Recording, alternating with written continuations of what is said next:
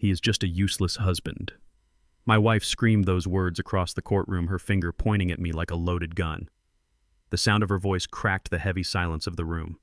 I sat at the defendant's table, my hands folded calmly over my cane, wearing the same gray suit I had owned for 10 years.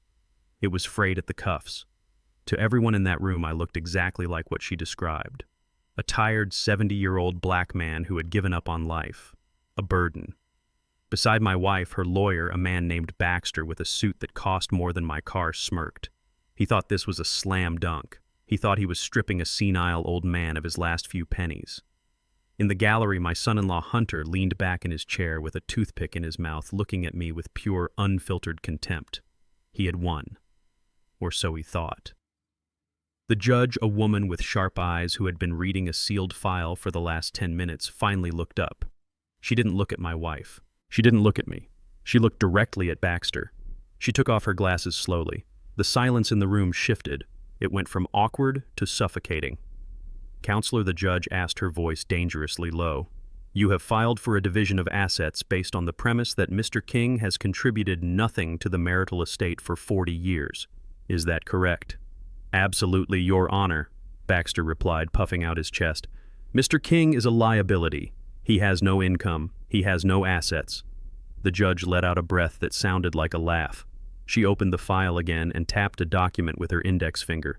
The sound echoed like a gunshot. "Tell me." "Counselor," the judge said, leaning forward, "do you really not know who this man is?" Baxter froze. His smile faltered. He looked at me, then back at the judge. "Excuse me, Your Honor."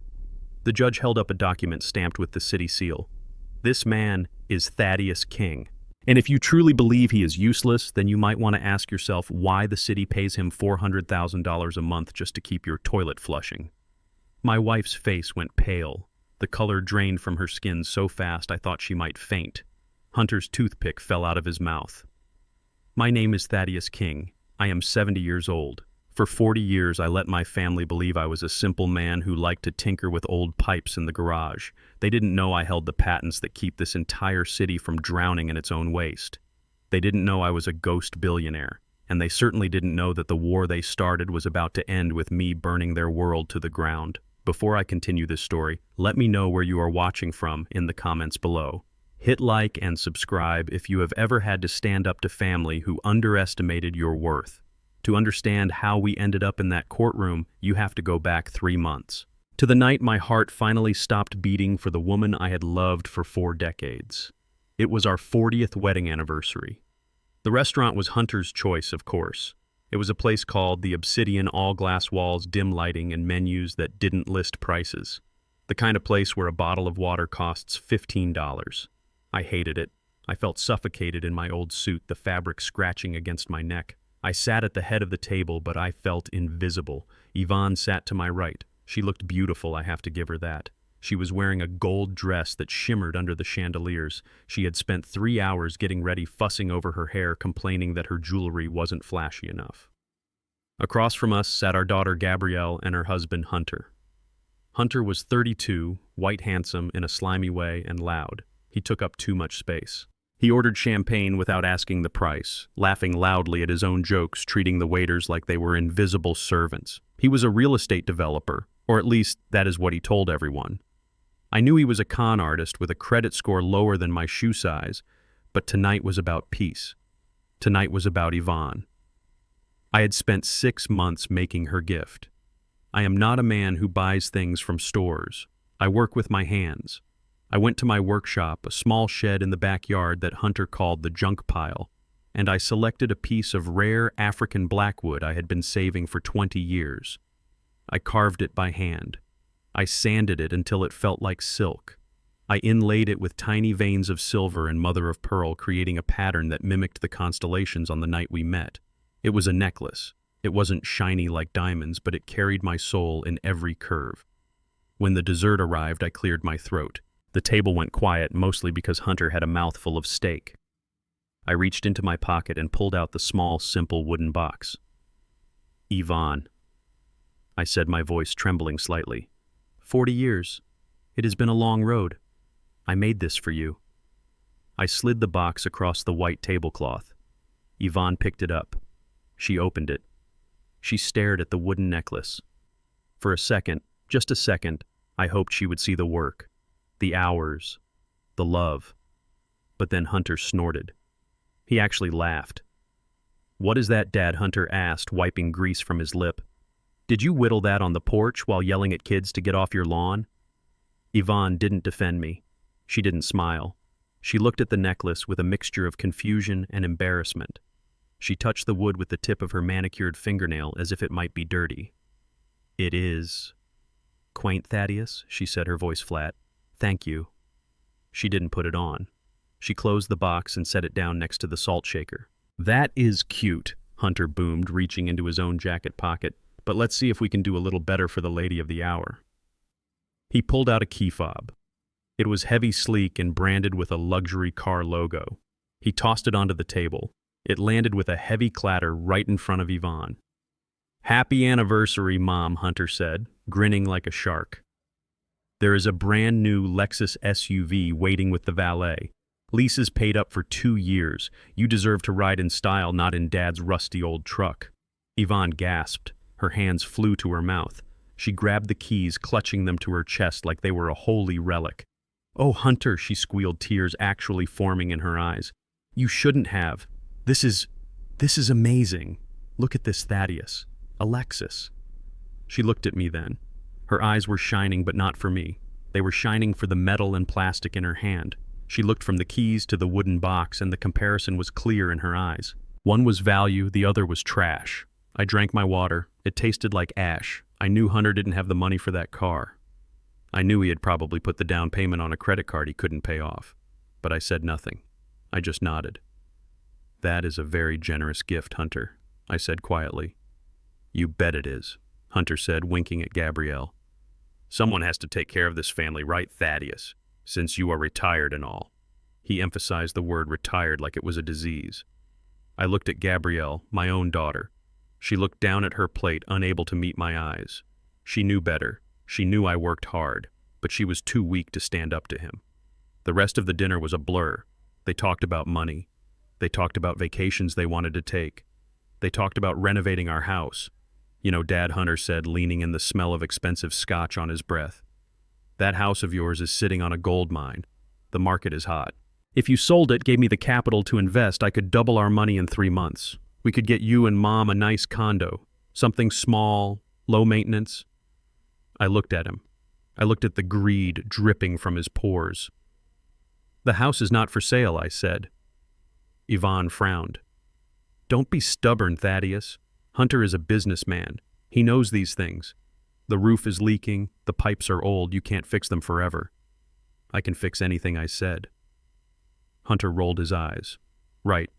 The master handyman. Look, we can talk about it later. Let's enjoy the night." We went home. Yvonne insisted on driving the new car, even though it was just a rental dressed up as a gift. I drove my old pickup truck behind them, watching their taillights, feeling a coldness spreading in my chest that had nothing to do with the air conditioning. When we got back to the house I had bought 30 years ago, the house where we raised Gabrielle, the house I had modified with my own hands to be the most energy-efficient structure in the state, Yvonne went straight to the bedroom. She was humming. She was happy. I stayed in the kitchen to clean up. They had left a mess before we went out. Coffee cups, wrappers, clutter. I started wiping down the counters, my movements mechanical. I went to the trash can to throw away a paper towel. I stepped on the pedal and the lid popped open. And there it was, resting on top of a pile of lobster shells they had brought home in a doggy bag and discarded, covered in red cocktail sauce and coffee grounds, was my wooden box. It wasn't even closed properly. The necklace had spilled out. The African blackwood, which I had sanded for 40 hours until it felt like skin, was now smeared with grease. The silver inlay was dull under a layer of half-eaten food. I stopped breathing. The kitchen was silent except for the hum of the refrigerator I had repaired last week. I stood there staring into the abyss of that trash can. She hadn't just forgotten it. She hadn't left it on the table. She had brought it home, walked into the kitchen, and thrown it away. She had looked at the symbol of my 40 years of devotion, decided it was garbage, and discarded it like a used napkin. I reached into the trash.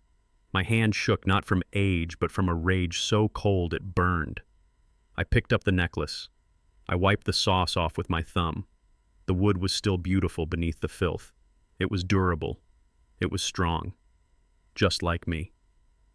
I walked to the sink and turned on the water. I washed the necklace carefully using dish soap to cut the grease. I dried it with a clean towel. I put it in my pocket. I walked down the hall to the bedroom. Yvonne was sitting at her vanity taking off her earrings. She smiled at me through the mirror, high on the adrenaline of the new car. "Did you lock the back door, Thaddeus?" she asked, not turning around. I looked at the back of her neck. I looked at the woman I had built a universe for. "I locked it," I said. I didn't ask her why she threw it away. I didn't scream. I didn't cry. Because in that moment, standing in the doorway of the bedroom I had shared with her for half a century, I realized something. My wife didn't exist. The woman I loved was a figment of my imagination. This woman sitting here was a stranger who loved things, not people. And looking at her, I felt the last tether snap. I touched the wooden necklace in my pocket. It was hard. It was solid. If they wanted money, I thought I would show them money. But they weren't going to like the price. Hunter wanted to play the big shot. He wanted to talk about investments and assets. He had no idea he was standing on top of a volcano, poking it with a stick. I turned off the light and went to sleep on the couch. I didn't sleep, actually. I lay there in the dark, listening to the house settle, and I started to plan. I wasn't Thaddeus the handyman anymore. I was Thaddeus King, the architect of this city's veins, and I was about to shut off the water. The invasion began at 8 in the morning sharp. I was drinking my coffee in the kitchen, the mug warming my hands, when the front door burst open. Hunter walked in first, carrying 2 large designer suitcases. He didn't knock. He didn't say hello. He just kicked the door wider with his heel and shouted back to the driveway, "Come on, Gabrielle, it is not that heavy." My daughter followed him in, looking exhausted and carrying a box of shoes. She wouldn't meet my eyes. Yvonne was right behind them, directing traffic like a general on a battlefield. "Put those in the master suite," she told Hunter. Then she turned to me. "Thaddeus, move your things out of the study. Hunter needs a home office if he is going to manage our investments." I stood up slowly. The study was not just a room. It was where I had designed the city's flood control system in 1985. It was where I had drafted the schematics for the subway ventilation. My life was in that room. "I am not moving my things," I said calmly. Hunter dropped the suitcases in the hallway with a loud thud. He walked over to me, towering over my frame. He smelled of expensive cologne and arrogance. "Look, Thaddeus, we are doing you a favor. We are moving in to take care of you and Mom. The least you can do is make space for the people actually generating income in this family." Before I could answer, he walked past me and into the study. I heard the sound of paper tearing. I ran to the doorway. Hunter was clearing off my drafting table. He wasn't packing. He was sweeping his arm across the surface, knocking everything onto the floor. My blueprints. Large sheets of vellum that had yellowed with age fluttered to the ground like dying birds. These were the original designs for the high-pressure valves that currently stopped the downtown district from flooding during storms. They were historical documents. To Hunter, they were trash. "What is this junk?" Hunter laughed, picking up a delicate plastic model of a hydraulic pump I had been tinkering with. He held it up to the light. "It looks like a toy for a child. Do you still play with toys, Thaddeus?" "Put that down," I said, my voice low. He dropped it. He didn't place it down. He let it fall from shoulder height. The model hit the hardwood floor and shattered into a dozen pieces. A small spring rolled under the desk. "Oops," Hunter said, smirking. "Clumsy me. Well, it was just clutter anyway. We need this space clean. I have Zoom calls with investors. I can't have them seeing this garbage in the background." I knelt down to pick up the pieces. My hands were shaking not from age, but from a rage I was struggling to contain. I picked up a roll of blueprints. It was the schematic for the river dam. Hunter stepped on the edge of the paper with his shoe, leaving a muddy print right over the seal of the engineering board. Yvonne appeared in the doorway. She looked at the mess. She looked at me on my knees. "Thaddeus, stop making a scene," she said, cold. "Hunter is right. You haven't used this room for anything productive in 20 years. Just get a box and move this stuff to the shed. Or better yet, put it on the curb." I looked at my wife. She was looking at Hunter with admiration. She saw a businessman. She saw a savior. She looked at me and saw a janitor cleaning up a mess. I didn't say a word. I stood up. I gathered my drawings. I gathered the broken pieces of my work. I walked out the back door into the rain and carried them to the shed.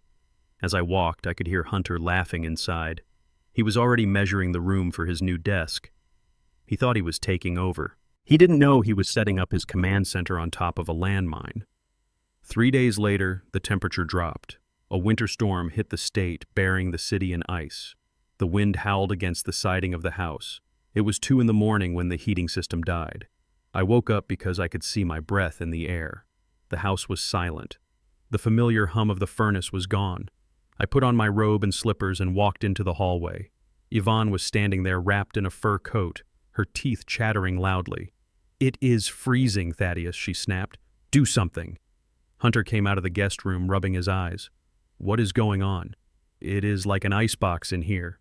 "The heater is out," I said. "I will go check the pilot light." "Don't bother," Hunter said, pushing past me. "You will probably blow us all up. I will handle this. I know a guy, a specialist." He pulled out his phone and made a call. It was 2 a.m. He spoke in hushed tones, nodding seriously. He hung up and turned to us, a grave look on his face. "Bad news," he said. "I sent a picture of the unit to my contact. He says the main compressor is shot. It is a catastrophic failure. He can come out for an emergency fix, but it is going to cost $15,000, and that is the friends and family rate." $15,000, Yvonne gasped. "We don't have that kind of liquid cash right now. Not until the house sells." Hunter shrugged. "We have no choice, Mom, unless you want to freeze to death. I can try to put it on one of my business cards, but I will need you to sign a promissory note against the house equity." I watched him perform. It was a good performance. He looked concerned. He looked capable. But I knew something he didn't. I built that heating system. I customized it myself in 1990. It didn't have a compressor. It was a radiant heat system based on water circulation. He was lying. He was trying to scam his own mother-in-law out of $15,000 in the middle of the night. "Let him come," Yvonne said, shivering. "Just get it fixed." I waited. I waited until they went back to their rooms to bundle up under layers of blankets. I waited until the house was quiet again. Then I picked up my old metal toolbox. It was heavy, scratched, and smelled of oil. It was the only thing I truly owned in this house anymore. I went down to the basement. It was pitch black. I didn't turn on the light. I didn't need to. I knew every inch of this machinery. I knew it by touch. I knelt on the cold concrete floor. I ran my hands over the pipes. They were ice cold. I found the circulation pump. I took out my screwdriver. I opened the panel. I used my flashlight, holding it in my teeth. The problem was simple. A sediment filter was clogged, tripping the safety sensor. It wasn't a catastrophic failure. It was a 10-minute maintenance job. I cleaned the filter. I reset the sensor. I bypassed the faulty relay with a piece of copper wire I kept in my pocket. I turned the valve. There was a hiss, then a click, then the beautiful deep roar of the burner igniting. The blue flame danced to life. I felt the warmth hit my face instantly. I sat there for a moment in the dark, listening to the water begin to circulate through the veins of the house. I had saved them. Again. And they would never know. My hands were covered in black grease and soot. I wiped them on a rag, but the oil was stubborn. I was tired. My knees ached. I walked back upstairs. The warmth was already spreading through the vents. I went into the kitchen to wash my hands. I was scrubbing the grease off with dish soap when the light flicked on. Yvonne stood there. She wasn't looking at me. She was looking at the floor. I looked down. In my exhaustion, I hadn't noticed. I had tracked a smudge of black soot onto her pristine white kitchen rug. A footprint, a mark of my labor. "Look at this," she hissed. "Look at what you have done." "I fixed the heater." "Yvonne," I said quietly. "It wasn't broken. It just needed cleaning. You don't need to pay anyone $15,000. She didn't care. She didn't even hear me. She pointed at the rug. "You are filthy," she said, her voice shaking with disgust. "You walk around this house like a mechanic. You ruin everything you touch." Hunter was trying to help. He was handling it like a professional. And here you are playing with tools in the dark, making a mess. "It is working, Yvonne," I said. "Feel the air. It is warm." "I don't care if it is warm," she screamed. "I care that my house looks like a garage. Clean this up. Clean it up right now." She turned and stormed out. She went back to the warm bedroom I had just given her. She pulled the covers up, heated by my work, and went to sleep hating me. I stood in the kitchen. I looked at the black stain on the white rug. It looked like ink. It looked like a signature. I knelt down and started to scrub it. But as I scrubbed, I realized something. I could clean the rug, but I couldn't clean the stain on our marriage. That was permanent. The next morning, the silence in the house was different. It wasn't the silence of sleep, it was the silence of a decision that had already been made. I walked into the kitchen. The rug was gone. Yvonne had thrown it out rather than look at the stain. She was sitting at the table. Hunter was there too. He was drinking my coffee. Gabrielle was looking out the window. There was a manila envelope on the table in front of Yvonne. It was thick. "Sit down," Thaddeus Yvonne said. She didn't look at me. She looked at the envelope. I sat. I didn't reach for the coffee. I folded my hands on the table. "We need to talk about reality," Yvonne began. Her voice was rehearsed. I could hear Hunter's words in her mouth. "Hunter and I had a long discussion this morning. This situation isn't working."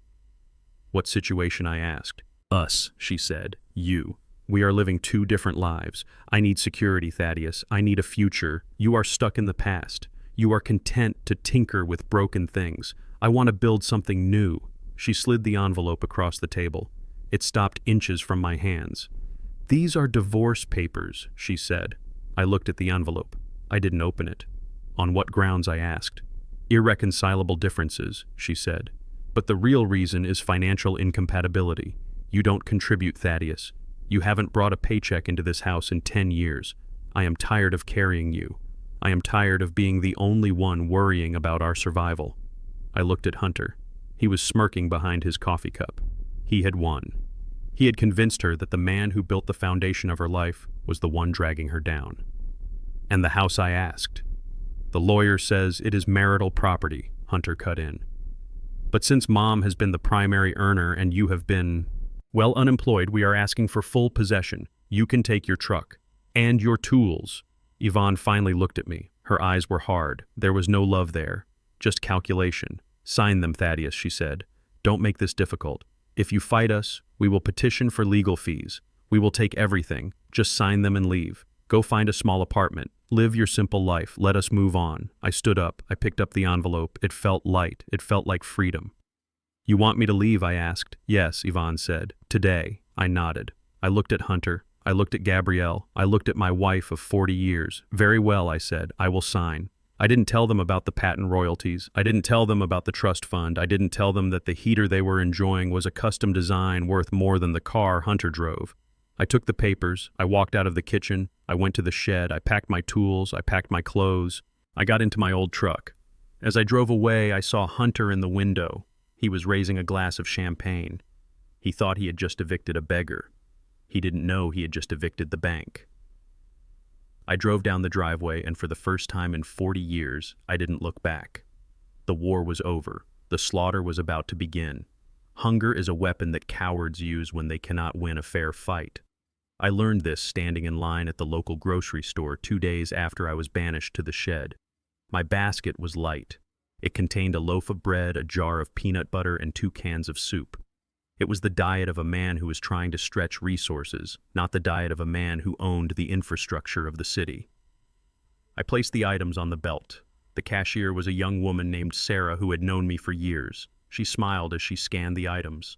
The total came to $12.40. I swiped my debit card. It was the joint account card, the one linked to my pension, the one I had used for 15 years to buy groceries for the family. The machine beeped, a harsh, dissonant sound that cut through the chatter of the store. "Declined," Sarah said softly. Her smile faltered. "Maybe the chip is dirty, Mr. King. Try it again." I wiped the chip on my sleeve. I swiped it again. The machine beeped again. "Authorized user removed. Contact bank." The line behind me was growing. I could feel the eyes of my neighbors boring into my back. I saw Mrs. Abel Higgins, the town gossip, peering over my shoulder with pity in her eyes. They saw an old man in worn clothes who couldn't afford peanut butter. They saw a failure. Yvonne had done it. She had gone to the bank and removed me from the accounts. She had cut off the flow of money, thinking she could starve me into submission. She thought that if I got hungry enough, I would sign the house over to Hunter just to get a warm meal. It was a tactical move. It was cruel. And it was exactly what I expected. I didn't panic. I didn't argue with the machine. I looked at Sarah. One moment, I said calmly. I stepped back from the register. I sat on the bench near the window. I untied my left work boot. It was a heavy leather boot stained with oil and age. I slipped my foot out. I lifted the insole. Underneath the worn fabric lay a layer of plastic, and inside that plastic were 10 $100 bills. Emergency funds. I had carried this stash for 20 years. My father taught me that a man without a backup plan is a man waiting to die. Hunter and Yvonne thought my wealth was in that bank account. They thought my power was in the plastic card. They didn't know that I had caches like this all over the city. I pulled out a single bill. I put my boot back on. I tied the laces tight. I walked back to the register and placed the $100 bill on the counter. "Keep the change, Sarah," I said. "Put it toward the next person who comes up short." I walked out of that store with my head high, but inside the coldness was spreading. Yvonne had tried to humiliate me publicly. She had tried to take the food out of my mouth. The woman I had protected for 40 years was gone. In her place was an enemy combatant. When I returned to the property, I didn't go to the main house. I went to the shed. My exile. My sanctuary. But as I approached, I saw the door was wide open. My heart hammered against my ribs. I dropped the grocery bag. I ran. Hunter was inside. He had torn the place apart. My toolboxes were overturned. Wrenches and screwdrivers were scattered across the concrete floor like shrapnel. He was looking for money. He was looking for the hoard he was convinced I had hidden. He hadn't found money, but he had found the metal filing cabinet in the corner. He had pried it open with a crowbar. The floor was covered in papers, yellowed documents, technical schematics. And right in the center of the room, Hunter stood holding a thick document bound in a blue cover. It was United States Patent Number 492176. The patent for the variable pressure flow control valve. The invention that had revolutionized urban sewage systems in 1989. The invention that generated $400,000 a month in royalties. Hunter looked at it. He flipped the pages with disdain. He saw complex diagrams. He saw mathematical equations. He didn't see brilliance. He didn't see a fortune. He saw the scribbles of a boring old man. "What is this garbage?" Thaddeus Hunter sneered. He didn't even look up as I entered. "I thought you might have cash hidden in here. Instead, I find stacks of old homework. Look at this. Do you really think anyone cares about your little drawings of pipes?" "Put that down, Hunter," I said. My voice was a low growl. "That document is worth more than your life." Hunter laughed. It was a dry barking sound. He pulled a gold lighter from his pocket. It was a lighter he had bought with my money. "You are delusional, old man," he said. "You hold on to this trash like it is treasure. This is why you are poor. This is why Mom is leaving you. You are obsessed with the past. You are obsessed with junk. Let me help you clean up." He flicked the lighter. The flame jumped up. "No," I shouted. I stepped forward, but I was too slow. Hunter touched the flame to the corner of the document. The paper was old. It was dry. It caught instantly. The fire curled the edge of the page. It ate through the cover. It licked at the official red seal of the United States Patent Office. I watched the fire consume the date of issuance. I watched it turn my legacy into black smoke. Hunter dropped the burning document onto the concrete floor. He watched it burn with a look of bored satisfaction. "There," he said. "One less piece of clutter. Maybe now you will focus on signing those house papers instead of playing inventor." He stepped over the burning paper. He walked past me, bumping my shoulder. He walked out of the shed without looking back, leaving me alone with the fire. I didn't chase him. I didn't scream. I walked to the center of the room. I stomped on the fire with my heavy boot. I stomped until the last spark was dead. I stomped until there was nothing left but ash and a smell of burnt history. I knelt down. I touched the blackened remains of the patent. The heat was still radiating from the concrete. That document was the original. It was the first copy sent to me by the government. It was the proof that I was somebody. And he had burned it. He had burned it because he was too stupid to read it. He had burned a multi-million-dollar asset because he thought it was trash. I stopped shaking. The rage that had been burning hot inside me suddenly turned into something else. It turned into ice. It turned into absolute zero. I stood up. I brushed the ash from my knees. I looked around the wrecked shed. I looked at the scattered tools. They wanted a war. They wanted to strip me of everything. They thought they were fighting a helpless old man. They didn't know they had just declared war on the architect of the city. I went to the back of the shed. I moved a heavy workbench aside. Behind it there was a loose panel in the wall. I removed it. Inside was a small waterproof black case. I pulled it out. I opened the latches. Inside sat a satellite phone. It was heavy black and industrial. It was not a toy. It was the direct line to my legal team and my security detail, the one I kept for extreme emergencies. I extended the antenna. I pressed the power button. The screen glowed green in the dim light of the shed. It searched for a signal. 1 bar, 2 bars, 3 bars. I dialed a number I had memorized 20 years ago. It rang once. Fairbanks' voice answered immediately. Clear, professional. It is Thaddeus, I said. There was a pause. The tone on the other end shifted. It became sharp. Alert, Sir Fairbanks said. We haven't received a call on this line in a decade. Is everything all right? No, I said. I looked at the ash on the floor. I looked at the empty space where my life's work used to be. Initiate the zero protocol, I said. Fairbanks took a breath. Sir, the zero protocol is the nuclear option. It will freeze all assets. It will trigger the forensic audits. It will alert the federal authorities to fraud. It will destroy everything in its path. Are you sure? I looked at the door where Hunter had exited. I pictured Yvonne cutting off my bank card. I pictured Gabrielle looking away while her husband humiliated me. I am sure, I said. Burn it down, Fairbanks. Burn it all down.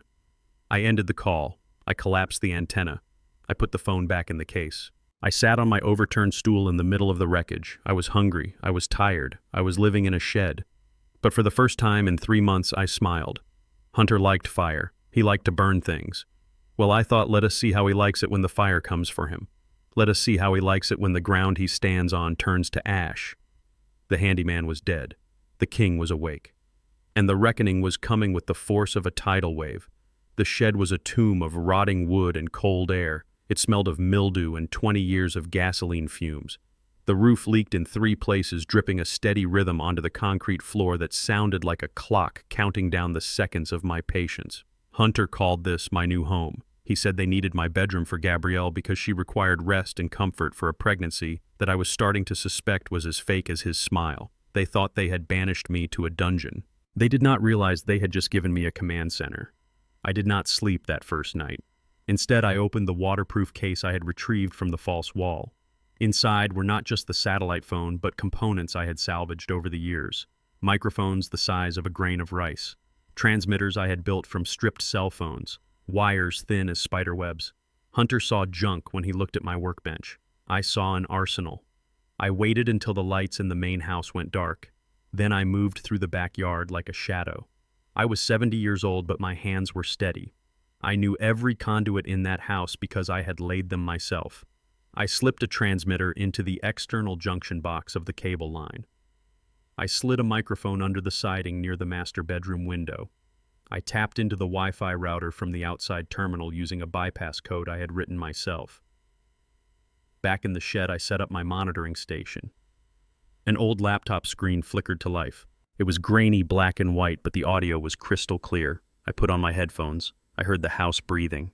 I heard the refrigerator cycling on. I heard the settle of the foundation. And then I heard them. They were laughing. Hunter and Yvonne were drinking my expensive scotch in the living room. They were toasting to my exile. Hunter called me a rat in a cage. Yvonne laughed and said she finally had the house to herself. They did not know that the rat was listening. They did not know that every word they spoke was being recorded, encrypted, and sent to a secure server 3 states away. I sat there in the freezing cold, wrapped in an old wool blanket, and I realized that my technical skills were not just for city infrastructure. They were for survival. I was building a dam against the flood of their lies. The next evening, the rain began. It hammered against the tin roof of the shed, drowning out the sound of my own breathing. I was eating a can of cold beans when the monitor lit up. The camera I had hidden in the living room vent triggered on motion. Hunter and Gabrielle walked into the frame. The audio crackled and then clarified. They were arguing. "I told you to keep your mouth shut," Hunter hissed. His face was twisted in a way I had never seen before. It was ugly. It was the face of a man who was cornered. Gabrielle was crying. She looked small. She looked terrified. "Hunter, please," she begged. "You said we had money. You said the investors paid out. Why are the collectors calling my personal cell phone? They said they are going to break my legs, Hunter. Who are these people?" Hunter grabbed her by the shoulders. He shook her. Hard. "Shut up, Gabrielle. You are going to blow the whole operation. There is no investor money yet because your idiot father will not sign the deed. We are bleeding cash. I need $50,000 by Friday or we are both dead. Do you understand me?" "He is not going to sign." Gabrielle sobbed. He is stubborn. He knows something is wrong. We should just tell him the truth.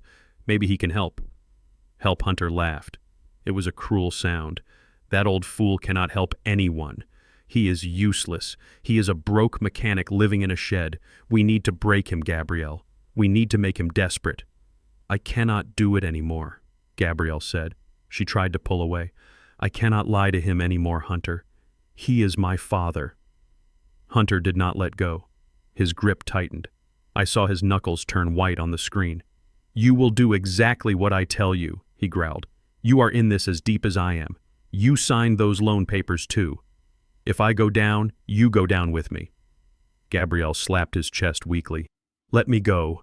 I am going to talk to Mom. And then it happened. Hunter raised his hand. He did not hesitate. He struck her across the face with the back of his hand. It was a vicious, calculated blow. Gabrielle spun around and fell onto the sofa, clutching her cheek. I stood up so fast my chair flew backward and hit the wall. A roar erupted from my throat, a sound of pure, primal rage. That was my daughter, my little girl, the girl I had carried on my shoulders, the girl I had taught to ride a bike. I grabbed the heavy iron wrench from my workbench. I did not think.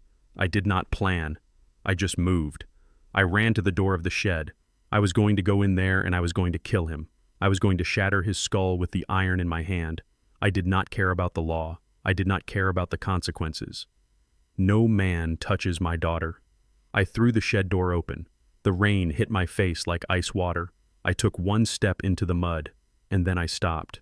My hand was gripping the wrench so hard my fingers ached. My heart was pounding a war drum against my ribs. I looked at the house. I saw the warm yellow light spilling from the windows. If I went in there now, I would be the aggressor. I would be the violent old man attacking his son-in-law with a weapon.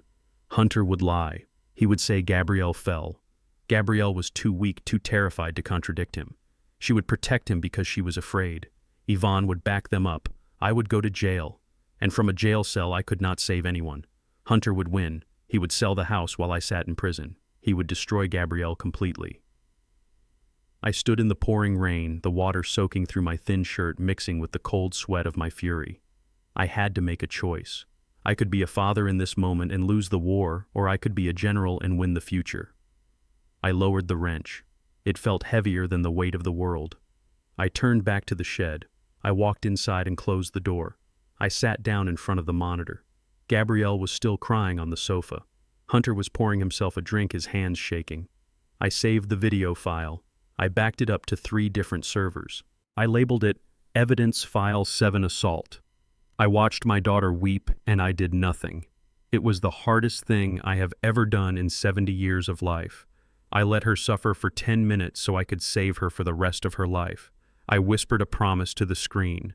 I promised her that for every tear she shed tonight, Hunter would pay with a year of his freedom. 2 hours later, the blue lights flashed through the cracks in the shed walls.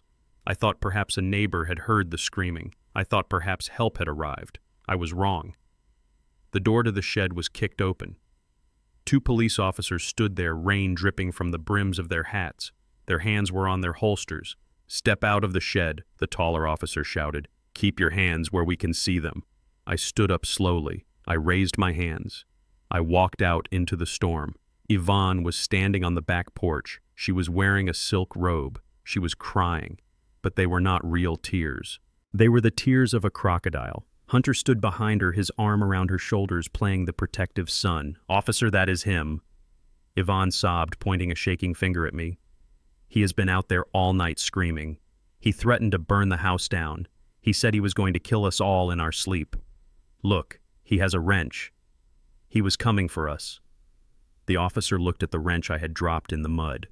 He looked at the electronics in the shed, the wires, the monitors. To him, it did not look like a security system. It looked like the workshop of a madman, a stalker. "Thaddeus King, you are being detained for domestic disturbance and making terroristic threats," the officer said. He spun me around. He pulled my arms behind my back. The metal cuffs clicked shut on my wrists. They were cold and tight. They pinched the skin. I did not resist. I did not scream. I looked at Yvonne.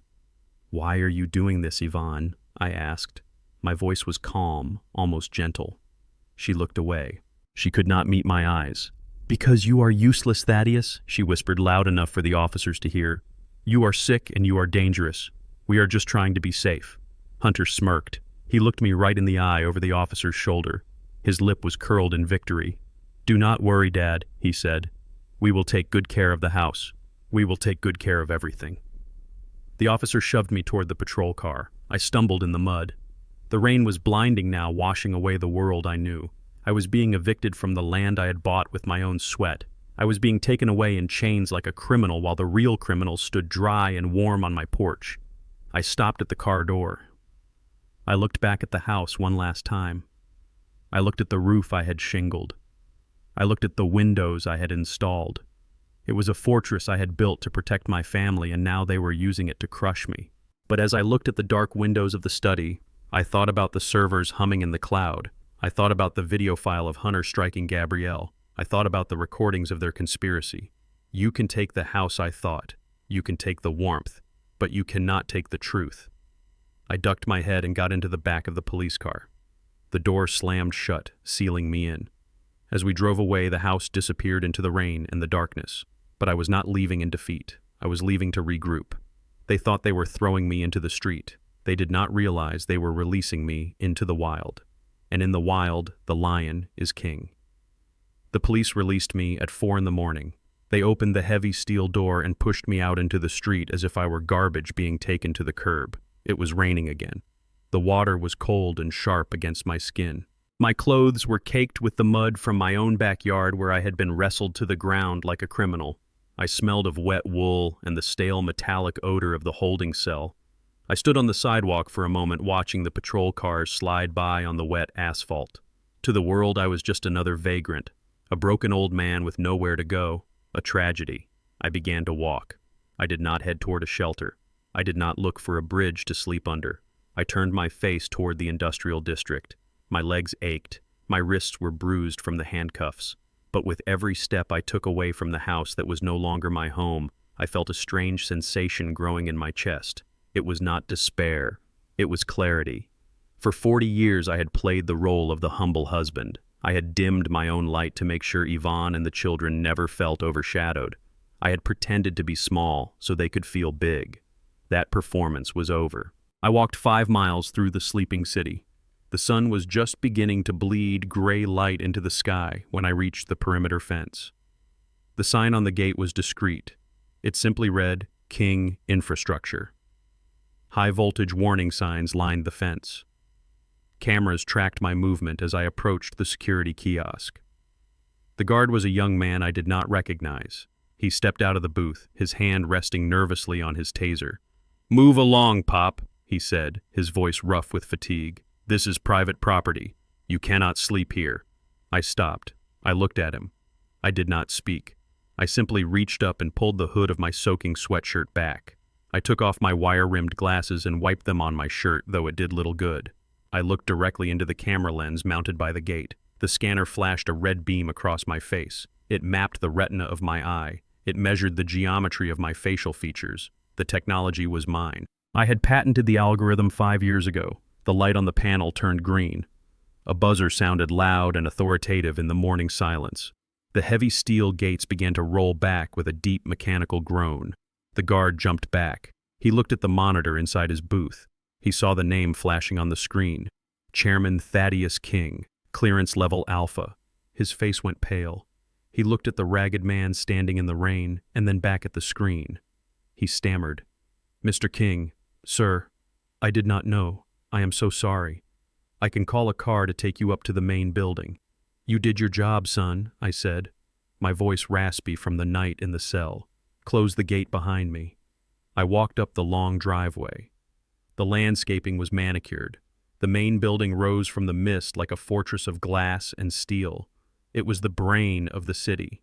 Inside this building were the servers that monitored the water pressure for 3 million people. Inside were the blueprints for the bridges and the tunnels. This was my kingdom, and I had been away for too long. I entered the lobby. My muddy boots squeaked on the polished marble floor. The night shift receptionist looked up. She gasped.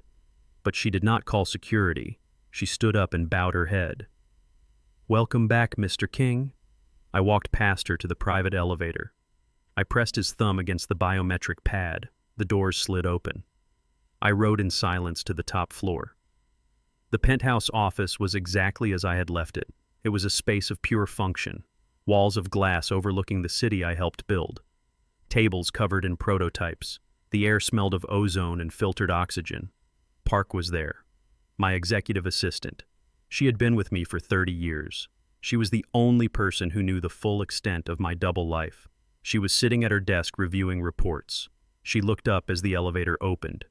She took in my appearance, the mud, the bruises, the exhaustion. She did not flinch. She did not ask questions. "Good morning, sir," she said as if I had just arrived from a business trip. "I have prepared the executive suite. The shower is running. Your gray suit is pressed and waiting." "Thank you, Park," I said. "Get me coffee. Black. And get me the file on Hunter's debts." I walked into the private quarters attached to my office. I stripped off the wet clothes. I threw them into the trash, the flannel shirt, the worn jeans, the boots that had hidden my emergency money. They were the uniform of Thaddeus the handyman. I did not need them anymore.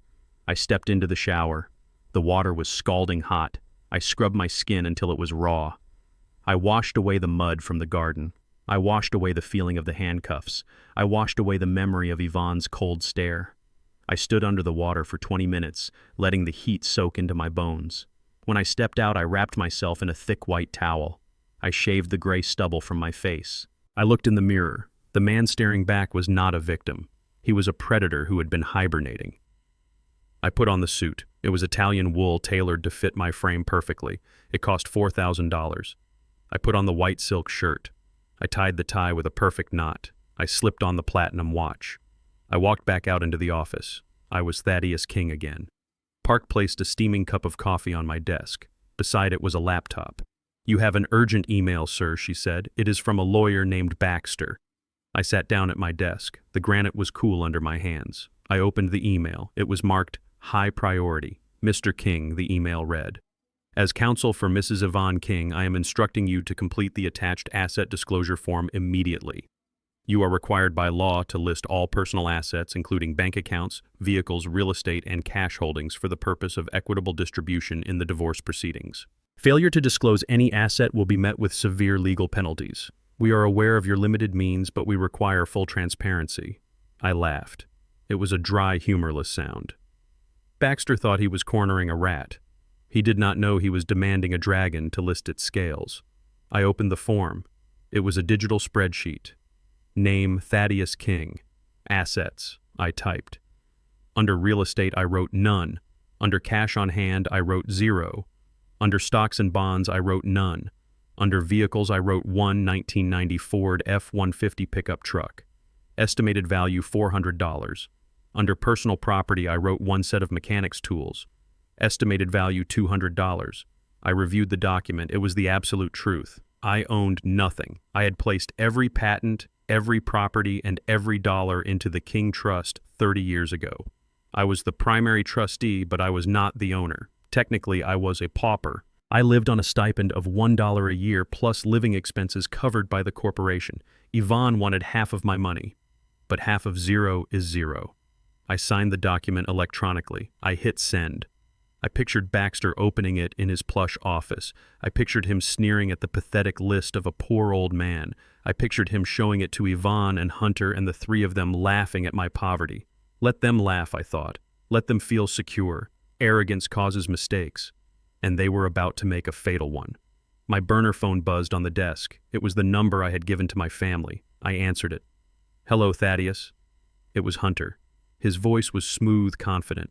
He sounded like a man who thought he had already won the war. "Hunter," I said. "We need to talk," old man Hunter said. "Meet me at Dinky's Diner on 4th Street. In an hour, and come alone. Do not bring any of your crazy tools." I hung up without saying goodbye.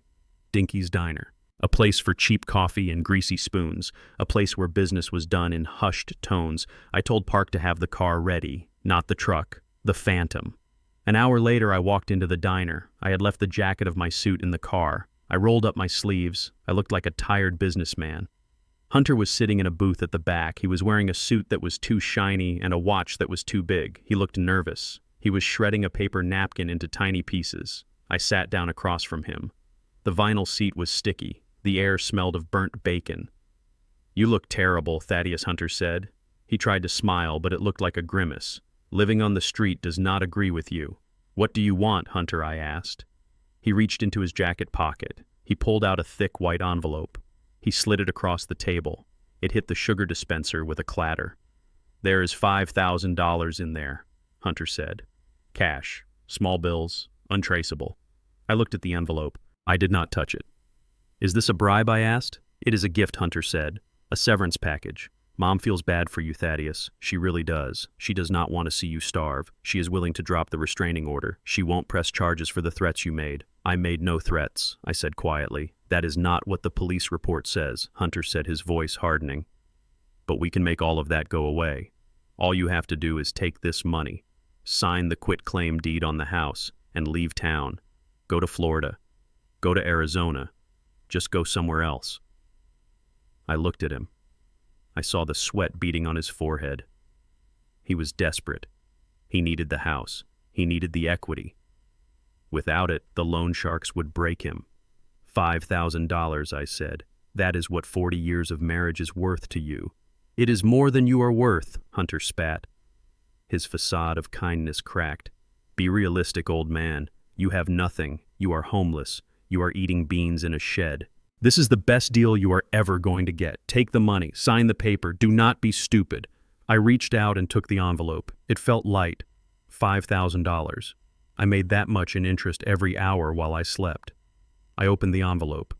I looked at the bills. Then I looked at Hunter. "I will take it," I said. Hunter let out a breath he had been holding. He smiled. It was a greasy, victorious smile. "Smart move, Thaddeus. I knew you had a brain in there somewhere. Here's the deed. I have a pen." He reached for his briefcase. I raised a hand. "I am not signing your deed, Hunter," I said. Hunter froze. "What? You just said you would take the money." "I said I would take it," I said. "I did not say I would give you the house." I pulled a single crisp $5 bill from my own pocket. I placed it on the table next to his envelope. "This is for the coffee," I said, "and this envelope. I am keeping it as evidence. Evidence of attempted bribery and coercion." Hunter's face turned red. He slammed his hand on the table. "You senile old fool," he hissed.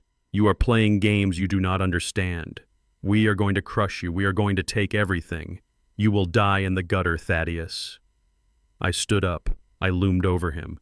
In that moment, I let the mask slip completely. I let him see the eyes of the chairman. "You think this is a game, Hunter?" I asked, my voice low and dangerous. "You think because you wear a suit and drive a leased car that you are a player. You are not a player's son. You are a pawn." I took a paper napkin from the dispenser. I took a pen from my pocket. I wrote 6 words on the napkin. I slid it over to him.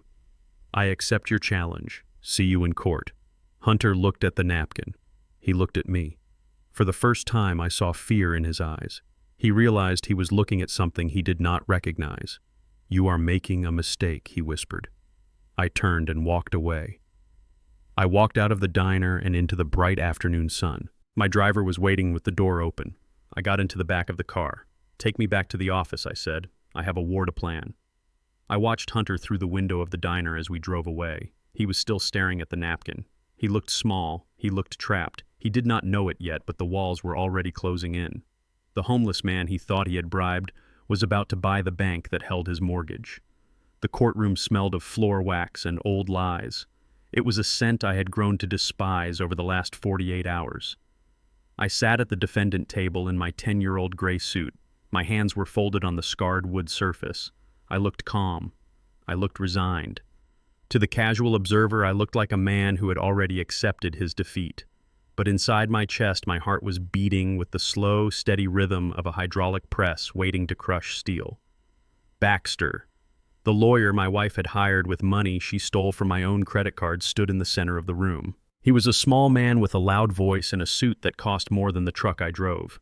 He paced back and forth in front of the judge, gesturing wildly as if he were conducting an orchestra of pity. "Your Honor," Baxter boomed, his voice echoing off the mahogany walls.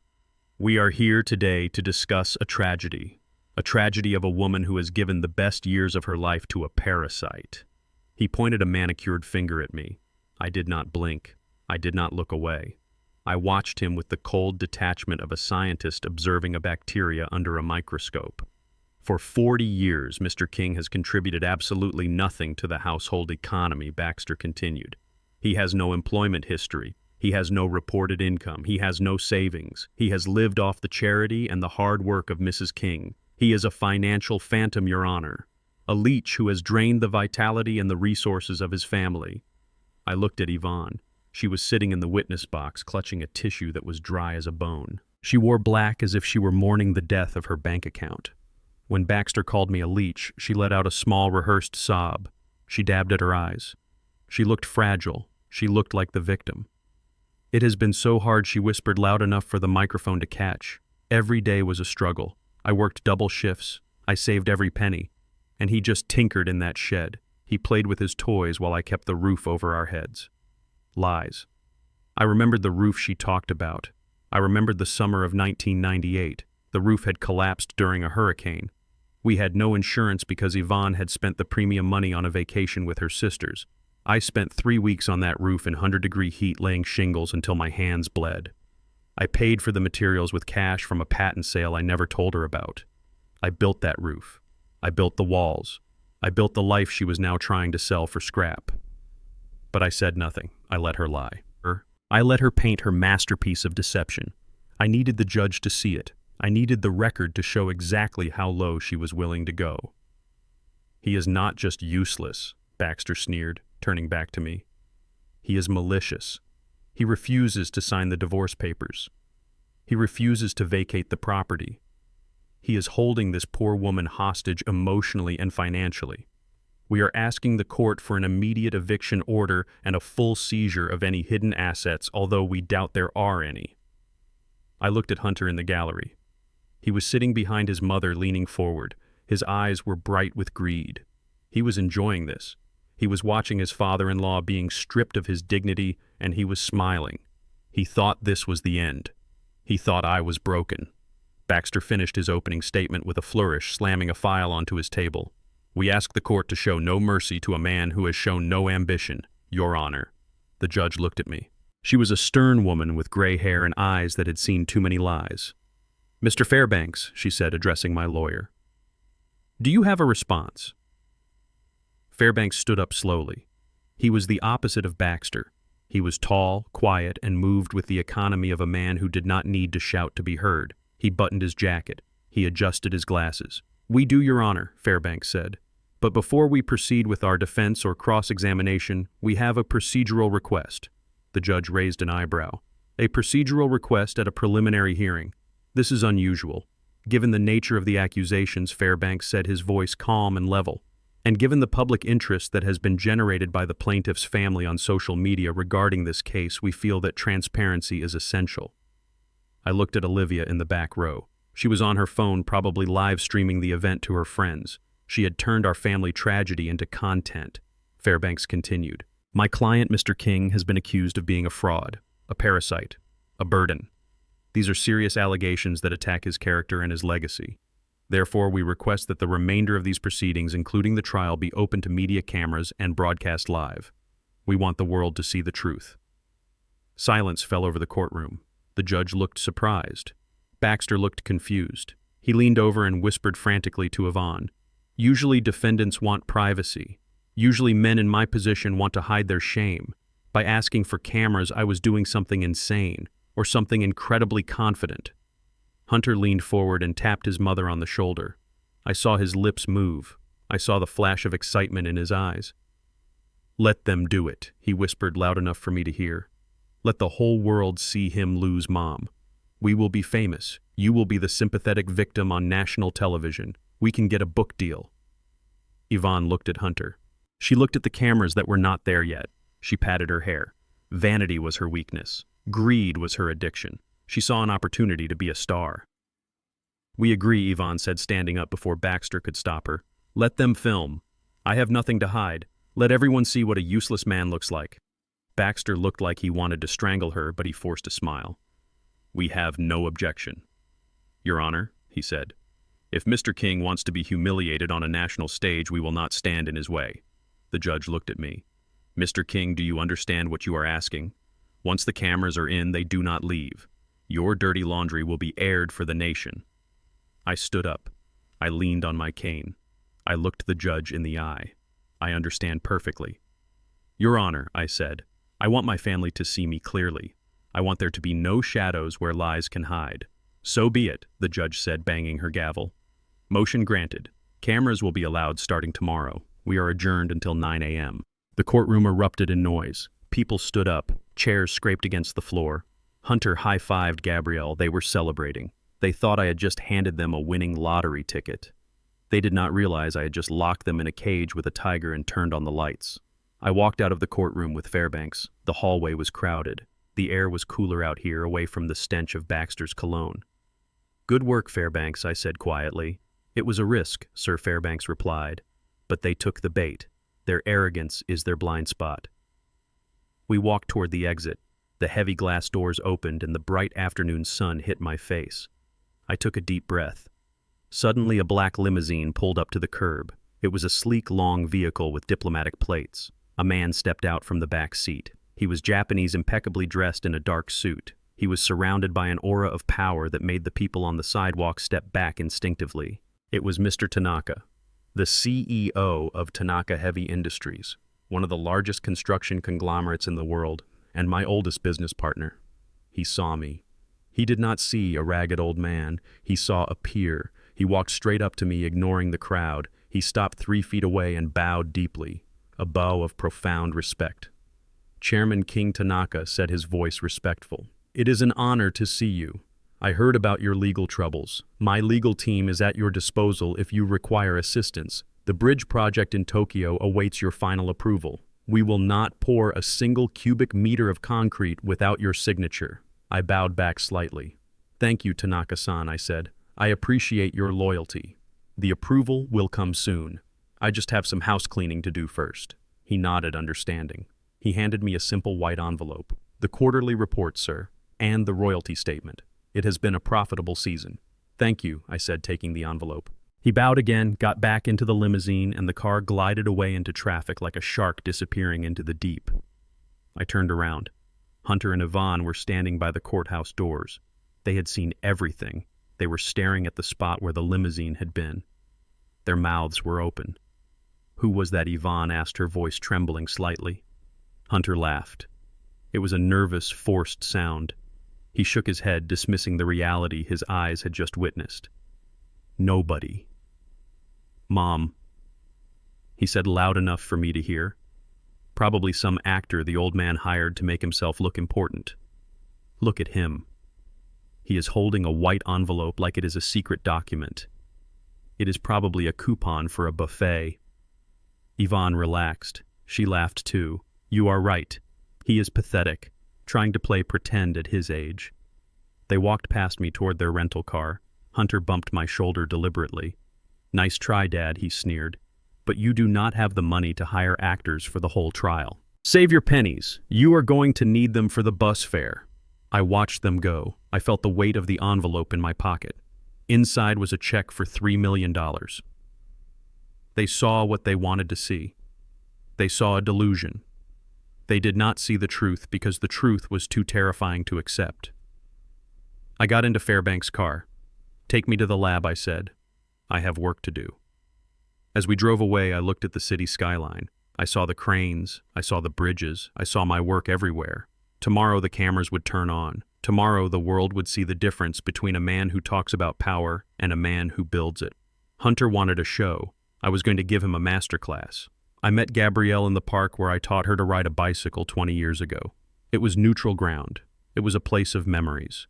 I sat on a wooden bench watching the squirrels chase each other up the trunk of an old oak tree. I had a manila envelope in my hands. It was not thick, but it was heavy. Inside was the truth about the man she married. It was the last lifeline I could throw to a drowning woman. She arrived 10 minutes late. She looked terrible. Her eyes were puffy and red-rimmed. She wore large sunglasses to hide the fatigue or perhaps to hide the shame. She sat down on the far end of the bench, leaving 2 feet of empty space between us. That space felt like a canyon. Daddy, she said, her voice thin and brittle. "Hunter does not know I am here. If he finds out, he will be furious. Please make this quick." I looked at her. I saw the little girl with the scraped knee. I saw the teenager who wanted to be a doctor. Now I saw a woman who was afraid of her own shadow. "I am not here to fight, Gabrielle," I said softly. "I am here to save you." I slid the envelope across the bench. "What is this?" she asked, looking at it with suspicion. "It is a dossier," I said. "My private investigator compiled it. It contains Hunter's financial records. It contains his credit history. And it contains photographs. Photographs of what she whispered. Photographs of Hunter meeting a woman named Jessica at the Sapphire Motel," I said. "He has been seeing her for 6 months. He pays for the room with the credit cards he opened in your mother's name." Gabrielle flinched as if I had slapped her. She reached for the envelope, but her hand hovered over it, trembling. She wanted to know, but she was terrified of the answer. "You are lying," she said, but her voice lacked conviction. "You just hate him. You have always hated him because he is successful. He is not successful." "Gabrielle," I said, my voice hardening, "he is a fraud. Look at the bank statements in that folder. He owes $2 million to illegal lenders. He leveraged the house. He leveraged your car. He even leveraged your life insurance policy. If he cannot pay them back, they will come for him, and they will come for you." She finally picked up the envelope. She opened the flap. She pulled out the photos. I watched her face as she looked at them. I saw the denial crumble. I saw the heartbreak shatter her composure. There was a photo of Hunter kissing a blonde woman in the parking lot. There was a photo of him handing her a stack of cash. There was a copy of a text message thread where he called Gabrielle a naive cow who was his ticket to Easy Street. "Oh God," she sobbed, covering her mouth. "Oh God, Daddy." I moved across the bench. I wrapped my arms around her. She was stiff at first, but then she collapsed into me, crying into my coat just like she did when she was a child.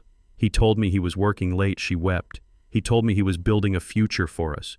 He is building a coffin, Gabrielle," I said, stroking her hair. "But you do not have to get in it. You can leave him. You can come with me. I have resources. I can protect you. We can go to the police together. We can end this nightmare today." She pulled back and looked at me. Her mascara was running down her cheeks. "But the trial," she said. "He says if we stick together, we win. He says we will be rich." "There is no rich," I said firmly. "There is only prison. Hunter is going to jail. Mom is going to lose everything. Do not go down with them. Be my daughter again. Be the woman I raised." She looked at the photos again. She looked at me. I saw a spark of anger in her eyes. It was a tiny spark, but it was there. "I cannot go back to that house," she said. "I cannot look at him." "You do not have to," I said. "Come with me right now. My driver is waiting." She stood up. She clutched the envelope to her chest. "I need to get my things," she said. "My passport, my jewelry, the things Grandma gave me. I will buy you new things," I said. "Do not go back there. I have to Daddy," she said. "He will burn them if I leave. Just give me an hour. I will pack a bag. I will meet you at your office. I promise." I looked at her. I wanted to forbid it. I wanted to drag her into my car. But she was 30 years old. I could not kidnap her. I had to trust her. "1 hour," I said. "If you are not there, I am coming for you with the police." "I promise," she said. She kissed my cheek. It was a kiss of gratitude. Or maybe it was a kiss of goodbye. I watched her walk away toward her car. She looked stronger. She walked faster. I allowed myself to feel a moment of hope. I thought I had broken the spell. I thought I had saved my little girl. I was a fool. Gabrielle drove straight back to the house that used to be mine. She walked through the front door clutching the envelope like a shield. She was angry. She was ready to confront him. She was ready to leave. But Hunter was waiting. He was sitting in my old armchair in the living room facing the door. He was cleaning his fingernails with a small knife. He looked up as she entered. His eyes were cold, empty. "Where have you been?" he asked. His voice was soft, but it carried a threat. "I was with my father," Gabrielle said. Her voice shook, but she stood her ground. Hunter stood up. He walked toward her slowly. "With the enemy," he said. "And what lies did the old man tell you today?" "He did not lie," Gabrielle said. She threw the envelope at him. It hit his chest and fell to the floor. Photos spilled out. The image of him kissing Jessica lay face up on the rug. Hunter looked down. He did not look surprised. He did not look ashamed. He laughed. He bent down and picked up the photo. He looked at it admiringly. "Technology is amazing, isn't it?" he said. "What are you talking about?" Gabrielle screamed. "That is you. That is you cheating on me while I cook your dinner and lie for you." Hunter shook his head. He walked over to her. He loomed over her, blocking the light. "You are so stupid, Gabrielle," he said. "That is Photoshop. It is a fake. Your father has millions of dollars, right? That is what he claims. He hired experts to make these. He is trying to divide us. He knows that together we are strong. Alone we are weak. He wants to isolate you so he can control you. He is not controlling me," Gabrielle cried. "You are. Look at the bank statements, Hunter. You owe $2 million. Hunter grabbed her face. He squeezed her jaw until she whimpered. "Those are fake too," he hissed. "I am a genius, Gabrielle. I am an investor. We are going to be billionaires. But your father is jealous. He is a failure. He wants to drag us down into the mud with him. Are you going to let him do that? Are you going to let that jealous old man ruin our future?" He released her face. He stepped back and opened his arms. "I love you, Gabrielle," he said. "I do everything for us. Do you really believe I would cheat on you? Do you really believe I would steal? Or do you believe the man who abandoned you to live in a shed? The man who is trying to send your husband to prison?" Gabrielle looked at him. She looked at the photos. She looked at his open arms. Her mind fractured. The fear was too great. The reality of leaving him, of facing the world alone, was too terrifying. It was easier to believe the lie. It was safer to be a victim than a survivor. She fell to her knees. She started to cry. "He said he wanted to save me," she sobbed. "He wants to own you," Hunter said. He knelt down beside her. He stroked her hair. "But I will protect you. We have to be strong. We have to destroy him before he destroys us." "Give me the phone." Gabrielle handed him her phone. Hunter dialed my number. He put it on speaker. He held it to her lips. "Tell him," Hunter whispered. "Tell him what you choose." I was sitting in my office at King Infrastructure. The hour had passed. I was staring at the phone, praying for it to ring. When it did, I picked it up on the first ring. "Gabrielle," I said, "are you safe?" "Daddy," she said. Her voice was cold. It sounded like a recording. It sounded dead. "Where are you?" I asked. "I am at home," she said, "with my husband. Gabrielle, listen to me." "No, you listen," she screamed. The anger in her voice was not her own. It was borrowed. It was Hunter's anger channeled through her throat. "You are a liar. You made those photos. You are trying to ruin my marriage because you are miserable. I hate you. Do not call me again. I am going to testify against you. I am going to tell the judge everything Hunter wants me to say. You are dead to me." The line went dead. I sat there holding the phone. The silence in the office was absolute. I looked out the window at the city I had built. I saw the lights of the skyscrapers. I saw the flow of traffic. I had controlled rivers. I had tamed floods. But I could not stop the poisoning of my own daughter's mind. I put the phone down on the desk. I felt a tear run down my cheek. It was hot and salty. It was the last tear I would shed for this family. I pressed the intercom button. "Fairbanks, come in here." The door opened. Fairbanks walked in. He saw my face. He saw the grief etched into the lines around my eyes. "Sir," he asked. "My daughter is gone," I said. My voice was steady. It was the voice of a man who had just buried his last hope. "She has chosen her side. There is no one left to save." Fairbanks nodded. He did not offer empty platitudes. He waited for the order. I stood up. I walked to the window. I looked at the reflection of the old man in the glass. He looked tired, but behind the fatigue there was iron. "Activate the zero protocol," I said. Fairbanks took a sharp breath. "Sir, that will destroy them completely. It will bankrupt your wife. It will put Hunter in federal prison. It will leave your daughter homeless." "I know," I said. I turned to face him. "They declared war, Fairbanks. They wanted to see who I really was. Now they are going to find out. Initiate the protocol, freeze the assets, release the files to the FBI, and prepare the press release." "Yes, sir," Fairbanks said. He left the room. I was alone. I opened the drawer of my desk. I took out the wooden necklace I had retrieved from the trash. I held it in my hand. It was beautiful. It was broken. Just like my family. I put the necklace back in the drawer and locked it. "Let the trial begin," I whispered. "Let the world see." The father was gone. The chairman had taken the chair, and tomorrow the gavel would fall like a guillotine. The red light on the television camera was a single unblinking eye that stared directly into my soul. It judged me without mercy. I sat at the defendant table with my hands folded over the scarred wood surface. I made sure to wear my oldest suit. It was gray and frayed at the cuffs. I wore the shoes with the scuffed leather. I wanted the world to see the man my wife described. I wanted them to see the poverty she claimed I had forced upon her. The courtroom was packed. The air was thick with the smell of floor wax and stale perfume. I could hear the low hum of the crowd behind me. They were whispering. They were pointing.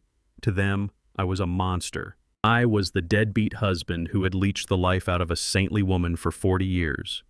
I glanced at the monitor on the side of the room where the live stream comments were scrolling by in a blur of digital hatred. Scumbag. Throw him in jail. He makes me sick. I watched the words fly by. Each one was a stone thrown by a stranger, but I did not flinch.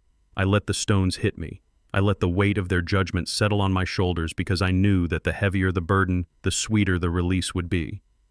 Yvonne sat in the witness box. She looked perfect. She wore a modest blue dress that she must have bought just for this occasion because I had never seen it before. She wore no jewelry. Her hair was pulled back simply. She looked tired. She looked like a woman who had carried the world on her back and finally collapsed. It was a masterpiece of acting. Mr. Baxter stood in the center of the room. He adjusted his expensive silk tie and gave the jury a sympathetic smile before turning to Yvonne. "Mrs. King," he said softly, "please tell the court about your financial life with the defendant. Tell us about the struggle." Yvonne took a shaky breath. She dabbed at her eyes with a white handkerchief. Her hand trembled just enough to be convincing. "It was a nightmare," she whispered into the microphone. Her voice was thin and fragile. "For 40 years I worked myself to the bone. I worked double shifts at the diner, standing on my feet for 12 hours a day. I cleaned houses on the weekends, scrubbing floors until my knees bled. I did everything to keep a roof over our heads." And the defendant Baxter asked, pointing a finger at me, "What did he do while you were working?" Yvonne looked at me then. Her eyes were hard and cold, but to the camera they probably looked full of sorrow. "He slept," she said. "He slept until noon every day.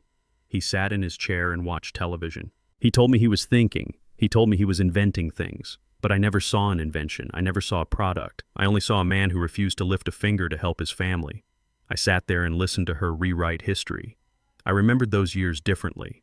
I remembered working the night shift at the foundry, sweating in 100-degree heat so I could buy copper wire and steel tubing for my prototypes during the day. I remembered coming home covered in soot and grease, my body aching so badly I could barely walk. I remembered fixing the washing machine and the dryer and the plumbing because we could not afford a repairman. I remembered putting every single extra dollar into the joint account only to watch it vanish on her clothes and her bingo nights and her vacations with her sisters. Yvonne continued her story, weaving a tapestry of lies that was suffocating in its detail. "He stole from me," she said, tears finally spilling onto her cheeks. "I would leave my tip money in a jar on the kitchen counter. It was money for groceries, money for Gabrielle to have new shoes for school. And in the morning the jar would be empty. He took it.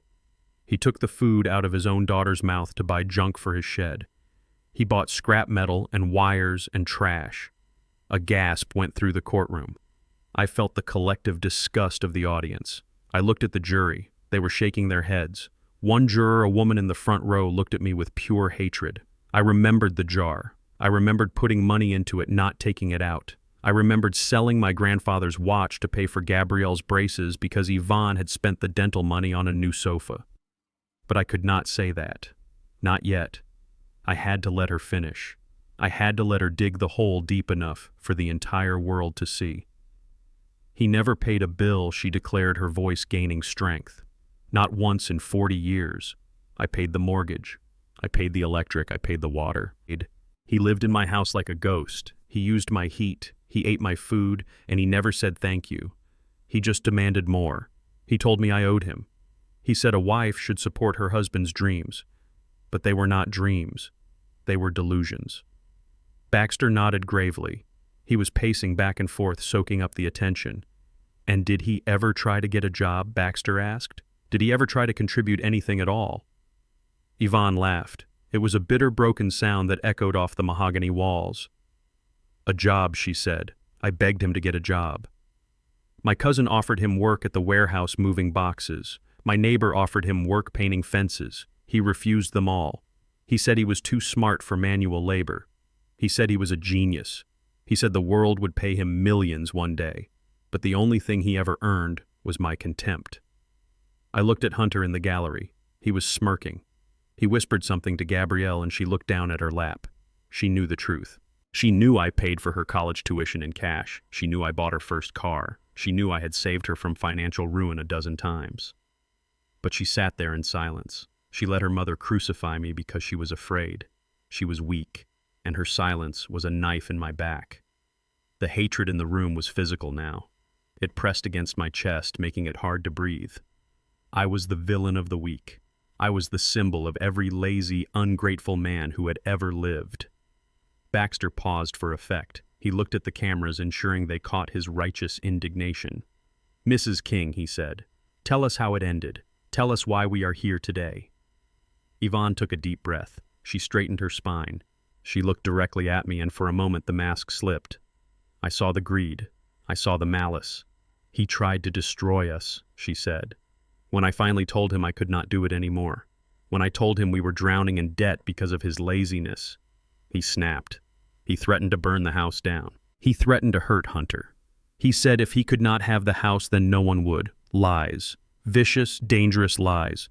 He is a violent man," she shouted. Her voice cracked with fake emotion. "He is a parasite. I gave him everything. My youth, my beauty, my life. And he took it all and threw it in the garbage." She stood up in the witness box. She gripped the railing until her knuckles turned white. She pointed at me again, her fingers shaking with rage. "Look at him," she screamed. "Look at him sitting there in his cheap suit pretending to be a victim. He is not a victim. He is a predator." The judge banged her gavel. "Mrs. King, please sit down." Yvonne ignored her. The adrenaline of the performance had taken over. She was the star of her own tragedy, and she was going to deliver the monologue of a lifetime. She wanted to hurt me. She wanted to humiliate me. She wanted to make sure I never recovered. "He is worthless," she shrieked. Her face was twisted with ugly, triumphant rage. "He is nothing. He has never done a single useful thing in his entire miserable life. He is just a useless husband, a useless father, a useless man." The words rang out in the courtroom like a gunshot. "He is just a useless husband." Silence followed. Absolute heavy silence. The court reporter stopped typing. The jury stared at her. Even Baxter looked a little surprised by the ferocity of her outburst. Yvonne stood there panting. Her chest was heaving. She glared at me, waiting for me to break. She wanted me to yell back. She wanted me to prove her right. I did not move. I did not blink. I looked at her with a calmness that infuriated her. I looked at the woman I had loved for 40 years, and I saw nothing but a stranger who had just dug her own grave on live television. The judge cleared her throat. The sound was loud in the quiet room. "Mrs. King, you will sit down, or I will hold you in contempt of court." Yvonne sat slowly. She smoothed her dress. She patted her hair. She looked at the jury, trying to regain her composure, trying to put the mask of the victim back on. But it was crooked now. The rage had shown through. The audience had seen the teeth behind the smile. Baxter adjusted his tie. He looked a little less confident than before. No further questions. "Your Honor," he said. He walked back to his table, avoiding my eyes. The judge looked at Fairbanks. "Cross-examination, counselor," she asked. Fairbanks stood up. He did not rush. He buttoned his jacket. He picked up a single blue file folder from his table. He walked to the center of the room. He did not look at Yvonne. He did not look at the jury. He looked at the judge. "Your Honor." Fairbanks said, his voice calm and steady. "Before I cross-examine the witness, I have a request." The judge frowned. "This is highly irregular, Mr. Fairbanks." "I am aware, Your Honor," Fairbanks said. "However, the witness has made a specific and damaging claim. She has stated under oath that my client is useless. She has stated that he has never done a single useful thing in his life." Fairbanks turned to look at Yvonne. She sneered at him, confident in her victory. "This claim goes to the heart of the matter," Fairbanks continued. "It is the foundation of her argument for the division of assets. If my client is useless, then he deserves nothing. But if he is not useless, then her entire testimony is perjury. What are you getting at, counselor? The judge asked impatiently. I would like to call a special expert witness, Fairbanks said. A witness who can definitively define the utility of my client to this court and to this city. Baxter jumped up. Objection, Your Honor. This is a surprise witness. We have not been notified. This is a trial by ambush. This witness is a matter of public record, Fairbanks countered, his voice hard, and his testimony is vital to establishing the character and the contribution of the defendant. The judge looked at Fairbanks. She saw the steel in his eyes. She saw the confidence. She looked at me sitting calmly at the table. She sensed that the ground was about to shift. I will allow it, she said, but make it quick. Fairbanks nodded. He turned to the bailiff standing by the door. Please open the doors. The bailiff walked to the double doors at the back of the courtroom. The cameras swiveled to follow him. The audience craned their necks, whispering. Hunter leaned forward, frowning, a look of confusion crossing his face. The doors swung open. A hush fell over the room. It was a silence deeper than before. Walking through the doors was not a family member. It was not a friend. It was not a doctor. It was a phalanx of men in dark suits with earpieces, security detail, and walking in the center of them was a man everyone in the city recognized, a man whose face was on the news every night, a man who held the keys to the city. The mayor. He walked with purpose. He carried a leather portfolio tucked under his arm. He did not look at the cameras. He walked straight down the aisle, his footsteps echoing on the floor. He walked past the stunned audience. He walked past Hunter, whose mouth had fallen open. He walked past Baxter, who looked like he was about to faint. The mayor stopped at the gate. He looked at me. He nodded. It was a nod of respect, a nod of recognition between equals. Then he looked at the judge. Your Honor, the mayor said, his voice booming in the silent room. I am here to testify on behalf of Mr. Thaddeus King, and I am here to explain to this court exactly who keeps this city alive. The mayor sat in the witness chair. The wood creaked slightly under his weight. He adjusted the microphone. He looked at the jury. He looked at the cameras. Then he looked at me. His expression was not one of pity. It was one of profound gratitude. State your name and title for the record, please, Fairbanks requested. His voice was calm. He knew he was about to drop a bomb that would level the building. I am Mayor Lawrence Sterling, the witness stated. I have served this city for 12 years. Thank you, Mayor Fairbanks said. He walked over to the exhibit table. He picked up a thick binder stamped with the official seal of the city engineering department. He carried it to the witness stand. Mayor Sterling, are you familiar with the infrastructure crisis of 1995? Fairbanks asked. The year the subway tunnels flooded and the city faced bankruptcy due to the failure of the old water retention systems. I am very familiar with it, the mayor replied. It was the darkest time in our history. We were losing millions of dollars a day. The engineers told us it was impossible to fix without tearing up the entire downtown district. They said the city would drown. And how was that crisis resolved? Fairbanks asked. The mayor smiled. It was a genuine smile. It was resolved by a ghost, he said. We received a set of blueprints in the mail, anonymous. They detailed a revolutionary hydraulic pressure valve system. It was elegant, it was brilliant, it used the existing pipes but changed the flow dynamics using a variable aperture design. We built a prototype. It worked perfectly. It saved the city $3 billion in reconstruction costs. And did you ever find out who sent those blueprints? Fairbanks asked. We did, the mayor said. We tracked the patent number. It was filed under a holding company, King Innovations. And who is the primary patent holder and sole beneficiary of King Innovations? Fairbanks asked. The mayor pointed at me. His finger was steady. That man right there, he said. Mr. Thaddeus King. A murmur went through the courtroom. It started low like the rumble of a distant train and grew louder. The jury was leaning forward. The reporters were typing furiously on their laptops. Fairbanks let the moment hang in the air. He wanted the weight of it to settle on Yvonne's shoulders. Mayor Fairbanks continued. Could you tell the court the extent of Mr. King's contributions to this city? Is it just the valves? The mayor shook his head. Oh no, it is much more than that. Thaddeus King designed the ventilation scrubbers for the new subway line. He created the alloy composite we use for the suspension bridge cables. He holds the patent for the traffic light synchronization algorithm that reduced congestion by 40%. If you flush a toilet in this city, if you ride the train, if you turn on a tap, you are using a system designed by Thaddeus King.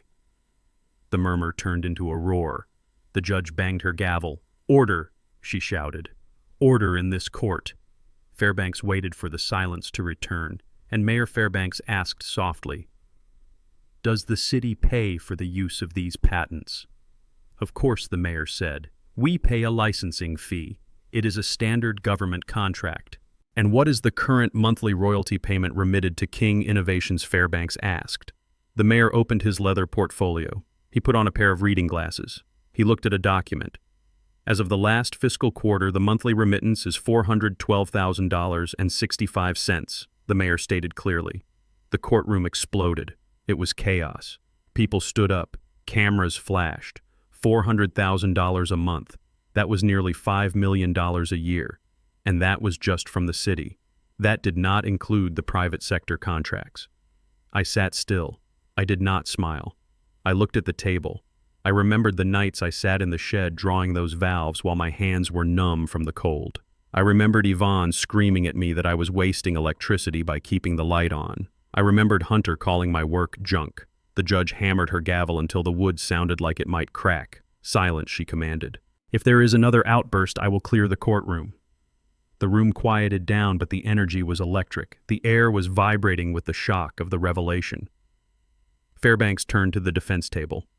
"Your Honor," Fairbanks said, "the plaintiff claims my client is useless. The city of Atlanta disagrees to the tune of $5 million a year. No further questions."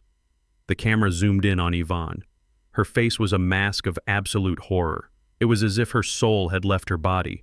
Her mouth hung open in a silent scream. Her eyes were wide and unblinking, staring at the mayor as if he were a monster from a nightmare. She looked at me.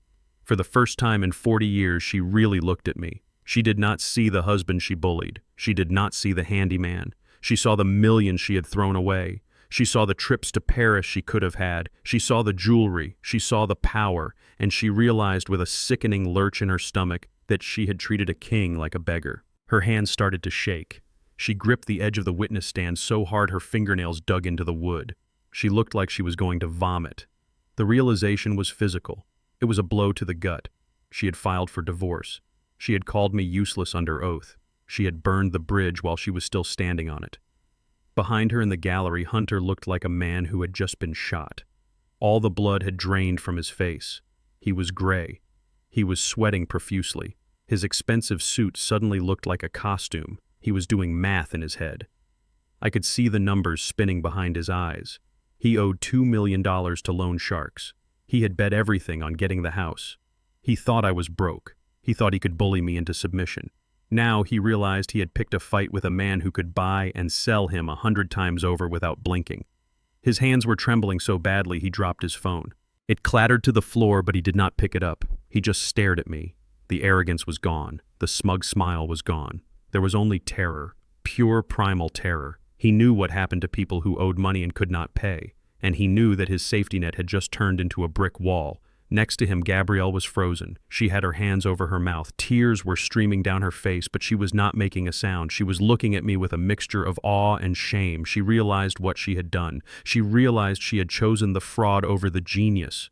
She remembered the envelope I tried to give her in the park. She remembered me telling her I could save her. She realized I was not lying. I really could have saved her. I could have paid off the debts. I could have given her a life of freedom. But she had thrown the photos in my face. She had called me a liar. She had cut me out of her life. The regret on her face was a physical weight. She slumped in her seat as if her bones had turned to water. She looked at Hunter, and for the first time I saw disgust in her eyes. She saw him for what he was. A small, loud man standing in the shadow of a giant. But the worst reaction was Baxter. The lawyer, the man who was supposed to be the shark. He was sweating. A bead of perspiration rolled down his forehead and dripped onto his nose. He wiped it away with a shaking hand. He looked at the judge. He looked at the mayor. He looked at his file. He realized he had committed malpractice. He had failed to do a basic asset search. He had believed his client's story without verifying a single fact. He had walked into a courtroom and insulted one of the most powerful men in the city. His career was flashing before his eyes. He knew that after this, no one would ever hire him again. He was the lawyer who sued a billionaire for poverty. He was a joke. The judge turned her gaze to Baxter. Her eyes were hard as flint. She picked up a new file that the bailiff had just placed on her desk. It was sealed with red tape. She ripped the tape open. She pulled out a stack of documents. They were tax returns, my tax returns. She flipped through them, page after page of numbers, 7 figures, 8 figures, charitable donations that exceeded Baxter's lifetime earnings. She closed the file. She took off her glasses. She leaned over the bench. The silence in the room was so heavy it felt like gravity had doubled. "Counselor," the judge said. Her voice was soft, but it carried to every corner of the room. Baxter stood up. His legs were wobbly. "Yes, Your Honor. You stood in my courtroom yesterday," the judge said, "and you told me this man was a leech. You told me he was a financial phantom. You told me he had contributed nothing to society." I was misinformed.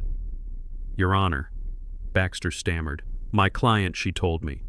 "Your client is not an officer of the court," the judge snapped. "You are. Did you not think to run a simple background check on the defendant? Did you not think to look up the patent registry? Did you not think to check the public records of city contracts?" "I assumed," Baxter whispered. "You assumed," the judge mocked. "You assumed that because he is an older black man in a cheap suit that he must be poor. You assumed that because he is quiet he must be weak. You let your bias do your work for you, counselor, and it has led you into a minefield." The judge held up the tax return. "This document shows that Mr. King paid more in taxes last year than your entire law firm grossed in a decade." Baxter looked like he wanted the floor to open up and swallow him whole.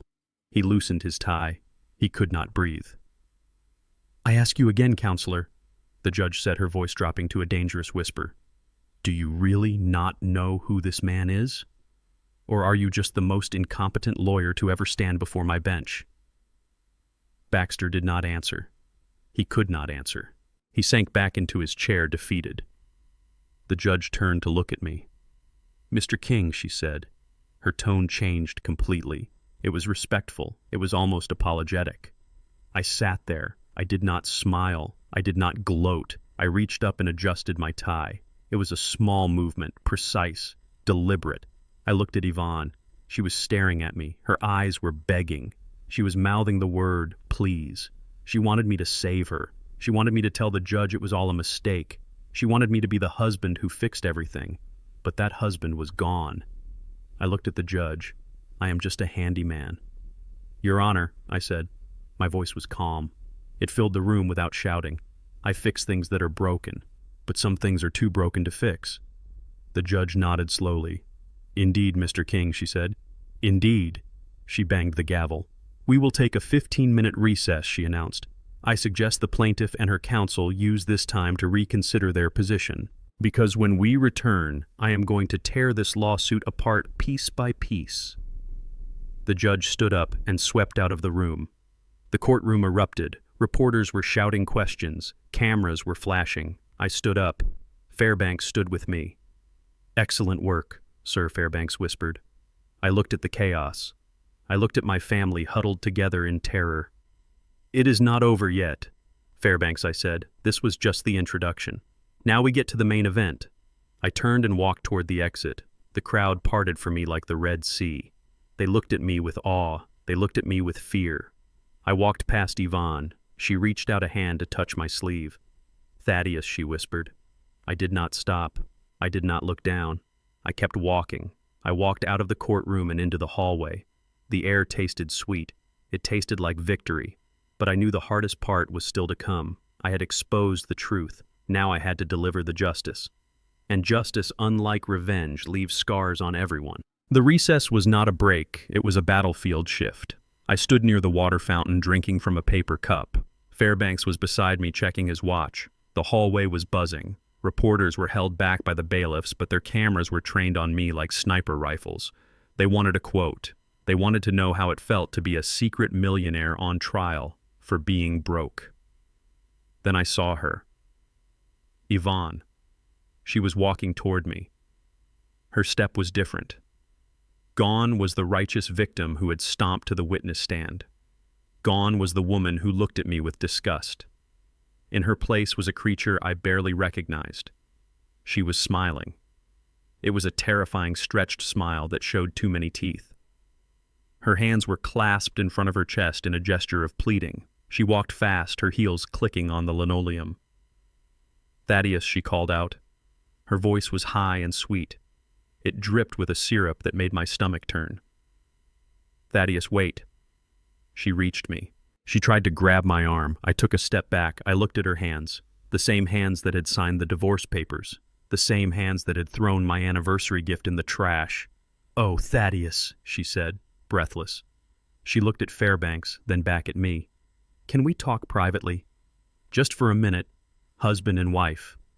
I am listening, Yvonne, I said. My voice was ice. Say what you have to say.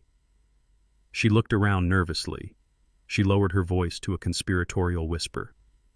Baby, she said. I called her baby for 40 years. Now it sounded like a curse. Baby, I am so sorry. I didn't know. I really didn't know. You have to understand I was scared. Hunter told me we were broke. He told me you were holding us back. He manipulated me, Thaddeus. He twisted my mind. I looked at her. I saw the calculation behind her tears. She wasn't sorry she hurt me. She was sorry she had bet against the house. You called me useless, Yvonne, I said. You sat in that chair 10 minutes ago and told the world I was a parasite. Was that Hunter talking, or was that you? It was the stress, she pleaded. She reached for me again. I dodged her touch. Thaddeus, please. We are a team. We have always been a team. $400,000 a month. Oh my God, Thaddeus, why didn't you tell me we could have been living like kings? We could have traveled. We could have been happy. We were happy, I said. Or I thought we were. Until you decided happiness wasn't enough. Until you decided you needed a Lexus more than you needed a husband. She laughed a nervous titter. The car. That stupid car. I don't care about the car, Thaddeus. I care about you. I care about us. Look, cancel the divorce. Tell the judge we are reconciling. We can walk out of here right now. We can go to a nice dinner. We can start over. It is our money, Thaddeus. Yours and mine. Community property. We built this together. I reached into my pocket. I pulled out my phone. I didn't play a game. I played a memory. I tapped the screen. The audio file from the shed played loud and clear in the hallway, the sound of paper tearing, the sound of a lighter flicking, Hunter's voice tinny but recognizable. What is this garbage, Thaddeus? Do you really think anyone cares about your little drawings of pipes? Then Yvonne's voice from the kitchen recording. He is a burden, Hunter. We need to cut him loose. He is dead weight. I stopped the recording. I looked at Yvonne. Her face had gone gray.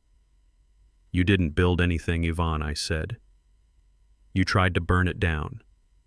You let your son burn the original patent for the very technology that pays that royalty check. You watched him do it. You laughed about it. I didn't know what it was, she stammered. It was just old paper. It was your future, I said, and you lit a match to it. I turned away from her. I couldn't look at her anymore. The desperation in her eyes was pathetic. It was the look of a gambler who had lost the rent money and was begging for one more spin of the wheel. Hunter appeared then. He shoved his way through the crowd. He looked sweaty. His tie was crooked. He didn't look pleading like his mother. He looked aggressive. He looked like a cornered rat that had decided to bite. He stepped between me and Yvonne. He puffed out his chest, trying to look intimidating. You think you are smart, old man, Hunter spat. You think this changes anything, it doesn't. Fairbanks stepped forward. He didn't say a word. He just stood there, a wall of calm professionalism. Hunter ignored him. He poked a finger at my chest. Mom is right, he said. This is a community property state. Whatever you made during the marriage belongs to her too. 50-50. That is the law. You can hide the money. You can play your little games, but you cannot cheat the system. He turned to Yvonne, grabbing her shoulders. Don't beg him, Mom. We don't need to beg. We sue. We amend the filing. We ask for half of everything. Half the royalties, half the back pay, half the company. We are going to be rich, Mom. Richer than we ever imagined. He looked back at me, his eyes wild with greed. You played yourself, Thaddeus.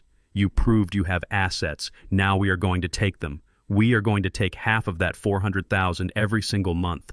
I will never work again. I will spend your money on cars and trips and girls, and there is nothing you can do about it because you put a ring on her finger. Yvonne looked at Hunter. She looked at me. The hope rekindled in her eyes.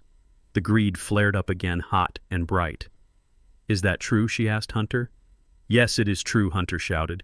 He is trapped. He just admitted he is a millionaire in open court. He handed us the keys to the vault. He turned to me, a sneer twisting his face. Thanks for the payday, Dad. I guess you were useful after all. I looked at him. I looked at his sweaty face, his cheap ambition. I felt a profound sadness, not for myself, but for the waste of human potential standing in front of me. I looked at Fairbanks. "It is time," I said. Fairbanks nodded.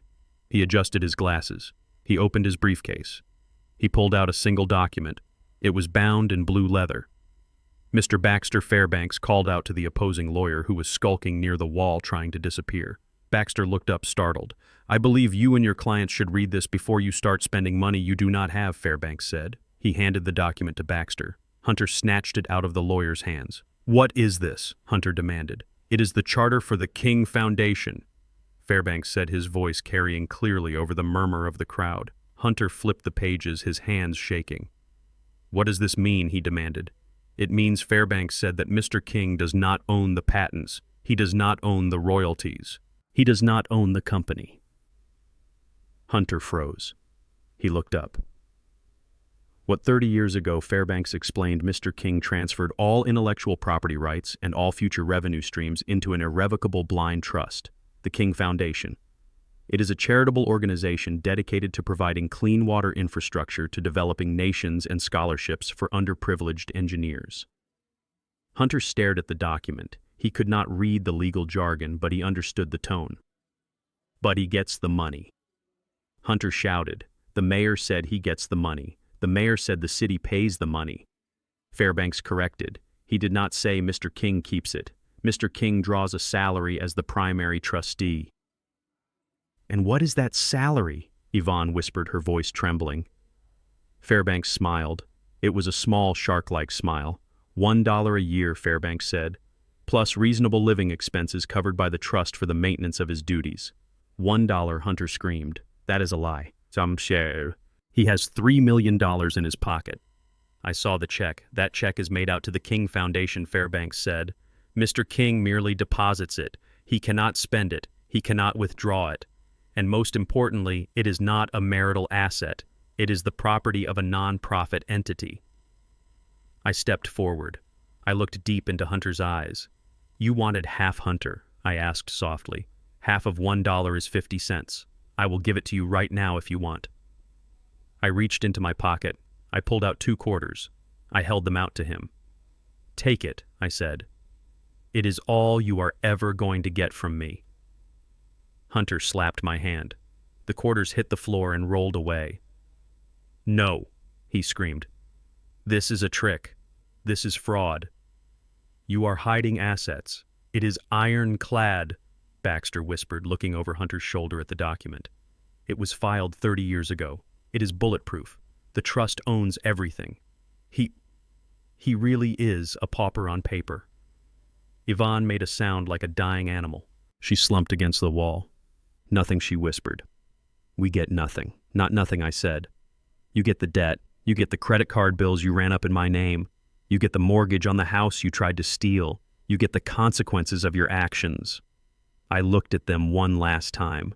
The greedy son, the traitorous wife. They stood in the ruin of their own expectations.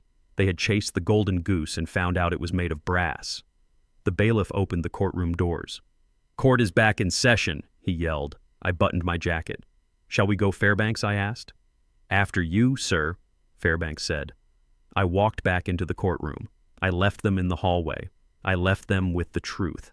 They had tried to rob a bank that had no doors. They had tried to bleed a stone, and now they were going to drown. The courtroom was silent again, but it was a different kind of silence than before.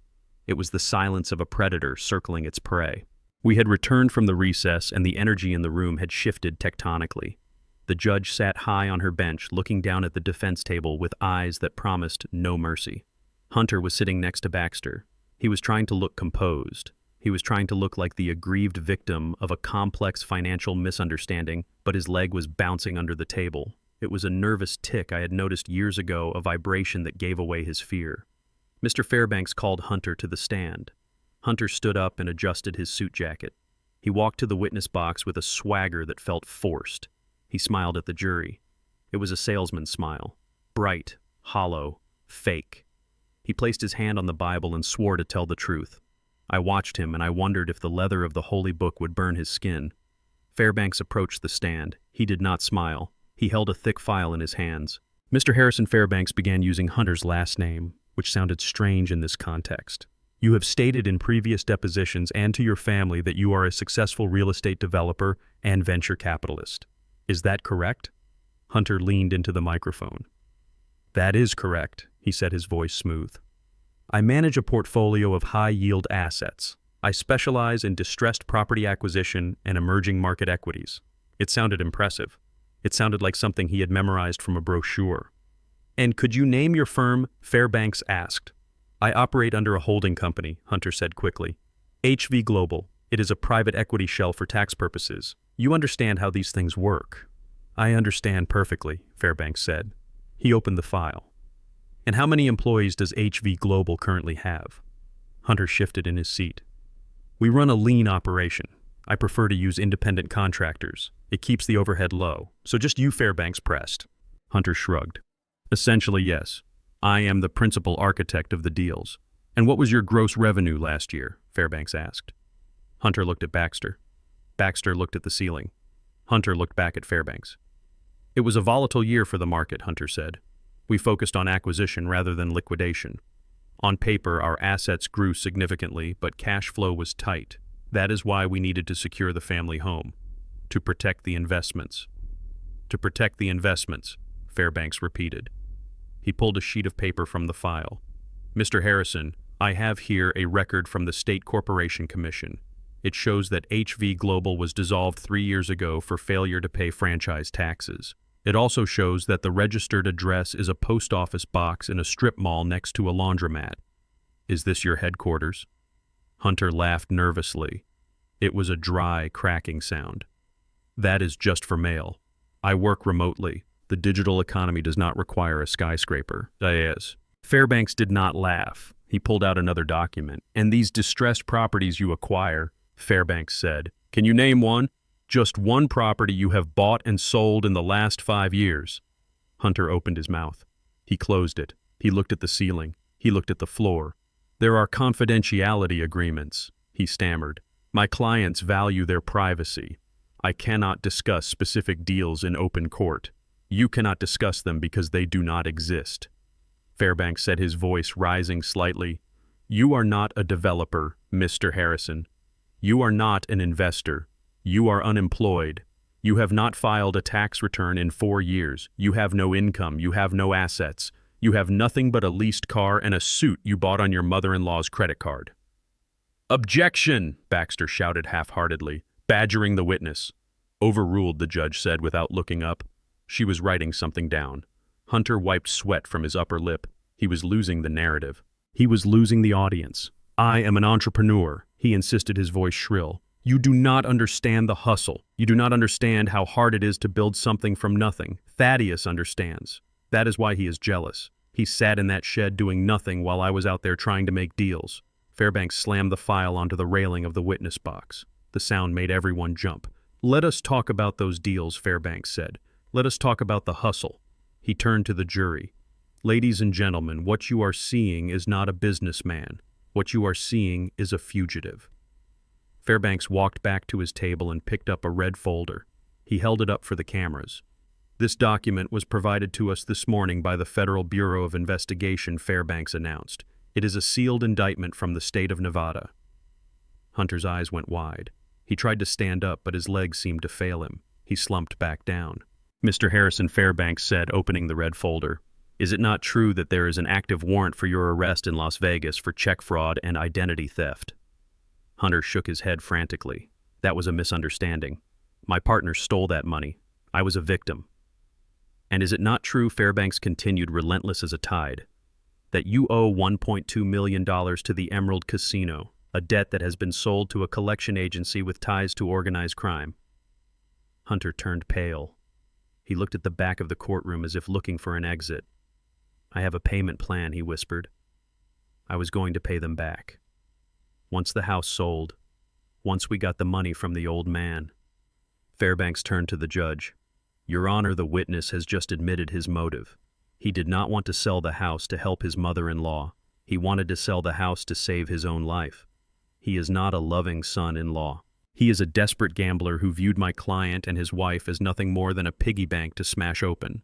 Yvonne was sitting in the front row. She was staring at Hunter. Her mouth was open. She looked like she was trying to solve a complex math problem and failing. She had believed him. She had believed the stories about the big deals and the bright future. She had bet her marriage on his success. And now she was realizing that the chips were counterfeit. Fairbanks was not done. He had one more card to play, the ace of spades. He walked over to Yvonne. He handed her a piece of paper. Mrs. King Fairbanks said gently, "Do you recognize this document?" Yvonne looked at it. Her hands were shaking so hard the paper rattled. It looks like a loan application," she whispered. "It is a home equity line of credit," Fairbanks said, "taken out against your house 6 months ago, for the full value of the property, $500,000. Yvonne looked up at him confused. "But I never signed this. Thaddeus never signed this. The house is paid off. We have no mortgage." Fairbanks pointed at the signature on the bottom of the page. "Look closely, Mrs. King. That is your signature, or at least a very good forgery of it. And that is Mr. King's signature forged as well. And the notary stamp belongs to a Mr. Paul Hayes, a known associate of Mr. Harrison, who is currently in federal custody." Yvonne looked at Hunter. Hunter was shrinking in his chair. He looked like a child caught standing over a broken vase. "Hunter," she whispered, "what did you do?" "I had to," Hunter cried. His voice broke. "They were going to hurt me, Mom. They said they would break my legs. I needed the money. I was going to pay it back, I swear. The investment was a sure thing. I just needed time." "Where's the money?" Yvonne screamed. "Where's the $500,000? "It is gone," Hunter sobbed. "It is gone. I tried to win it back. I went to the track. I tried to trade crypto. It just disappeared. I am sorry." Fairbanks took the paper back from Yvonne. "The money is gone," Fairbanks said, addressing the court. "And so is the house. The bank has already initiated foreclosure proceedings. You have received no notices because Mr. Harrison had the mail diverted to his post office box. You are not just divorced, Mrs. King. You are homeless. You have no husband. You have no assets. You have no home. And you have a debt of $500,000 that is now in default." The reality of the situation hit Yvonne like a physical blow. The air left her lungs. She had called me useless. She had called me a burden. She had plotted to throw me out of the house I built to make room for this man, this leech, this criminal. She had traded a millionaire for a con artist. She had traded security for ruin. She stood up. Her chair fell backward with a loud crash. "You bastard," she screamed. It was a primal sound, a sound of pure, unadulterated rage. She did not look like a dignified older woman anymore. She looked like a fury. She lunged at Hunter. She leaped over the low wooden railing that separated the gallery from the well of the court. She moved with a speed that defied her age. Hunter tried to stand up to defend himself, but he was tangled in his own lies and his own fear. Yvonne grabbed him by the hair. She pulled his head down and smashed his face into the defense table. "You stole my house," she shrieked. "You stole my life. You liar. You thief." She clawed at his face. She punched him. She was hitting him with 40 years of frustration. She was hitting him for every lie he had told. She was hitting him for making her destroy her marriage. Hunter screamed, "Help me! Get her off me!" Baxter jumped back terrified. He did not try to help. He held his briefcase in front of him like a shield. The bailiffs rushed forward. "Order," the judge shouted, banging her gavel. "Restrain her." It took 2 bailiffs to pull Yvonne off of him. She was kicking and screaming, spitting at Hunter. Hunter was bleeding from his nose. His suit was torn. He was crying, curled up in a ball on the floor. "My house." Yvonne wailed as the bailiffs dragged her back. "My house. You took my house. I sat at my table and watched. I did not move. I did not feel satisfaction. I did not feel joy. I felt a cold, hollow sadness. This was the family I had sacrificed for. This was the woman I had loved, reduced to violence and madness by greed." The judge stood up. Her face was pale. "Clear the courtroom," she ordered. "Everyone out. Medical for the defendant. Take Mrs. King into custody for contempt and assault." The cameras were still rolling. They captured every second of it. They captured the fall of the House of King. They broadcast my wife's madness to the world. I looked at Fairbanks. "Is it done?" I asked. Fairbanks looked at his notes. He looked at the chaos. "Not yet, sir," he said. "We still have one more witness." I looked at Gabrielle. She was sitting in the back corner of the gallery alone. She had watched her husband confess to ruining her life. She had watched her mother attack him. She was shaking. She looked at me. Her eyes were empty. "It is her turn," I said. Fairbanks nodded. "Let us finish it," I said. I stood up. The bailiffs were leading Yvonne out in handcuffs. She looked at me as she passed. Her eyes were black holes. "Thaddeus," she whispered, "help me." I looked at her. I touched the place in my pocket where the check lay. "I cannot help you, Yvonne," I said softly. "You chose him. Now you get to keep him." She screamed as they dragged her through the doors. The sound echoed in the hallway long after she was gone. I sat back down. I waited for the room to clear. The storm had passed, but the wreckage was still burning, and I had to make sure it burned all the way to the ground. The bailiffs had dragged my wife screaming from the courtroom, but the silence she left behind was heavier than her noise. The air in the room was thin. It felt like the moments before a thunderstorm breaks, when the sky turns green and the birds stop singing. The judge sat on her bench, and her face was made of stone. She did not call for a recess. She did not ask for a moment to recover. She looked at the defense table where Hunter sat alone. He was no longer the arrogant young man who had thrown his keys on the dinner table. He was a man watching the walls of his prison cell materialize around him. Mr. Fairbanks stood up. He did not look at Hunter. He looked at the back of the room where a single figure sat huddled in the corner of the gallery. "The defense calls Gabrielle Harrison to the stand," Fairbanks said. Gabrielle stood up. She looked small. She was wearing a gray cardigan that was too big for her, wrapping it around her body as if she were freezing. She walked down the aisle. Her steps were slow and heavy. She passed the empty chair where her mother had been sitting just minutes before. She did not look at it. She walked past the table where her husband sat. Hunter turned his head. He stared at her. His eyes were wide and intense. It was not a look of love. It was a look of warning. He was telepathing a message to her. "Keep your mouth shut. Stick to the script. Remember what I can do to you." Gabrielle climbed into the witness box. She sat down. She looked at the microphone. She looked at her hands, which were twisting a tissue into a tight rope. She did not look at me. Fairbanks approached the stand. He moved gently. He knew that Gabrielle was fragile. He knew that if he pushed too hard, she would shatter into a million pieces, and we would lose the truth forever.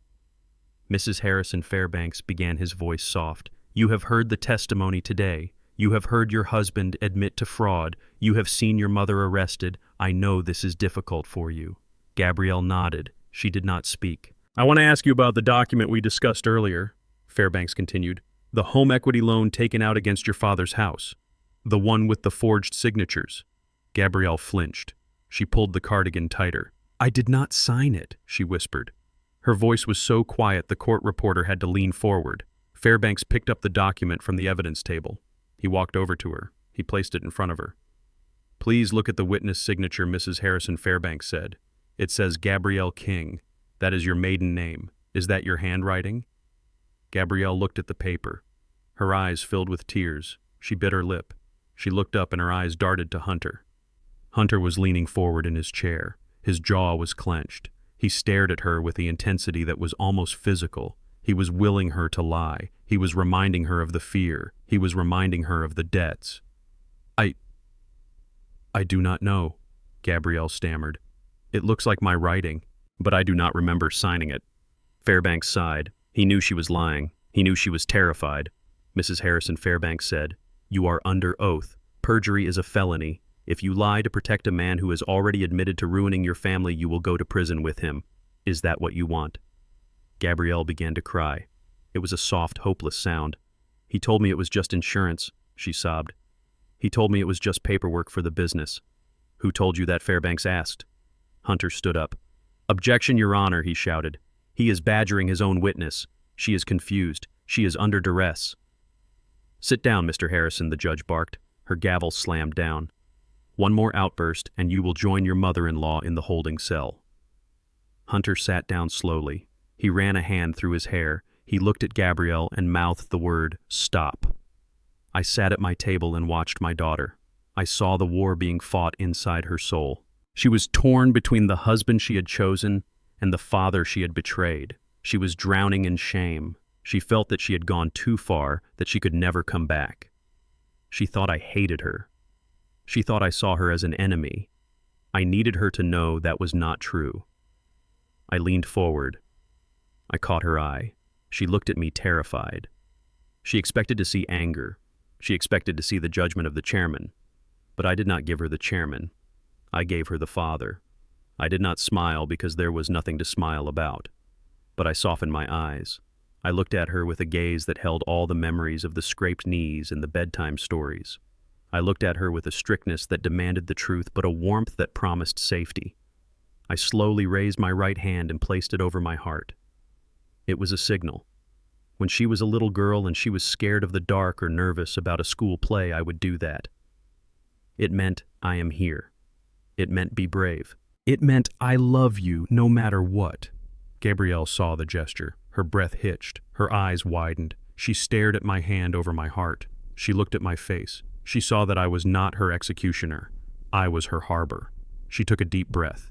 She stopped looking at Hunter. She turned her body toward the jury. She sat up straighter.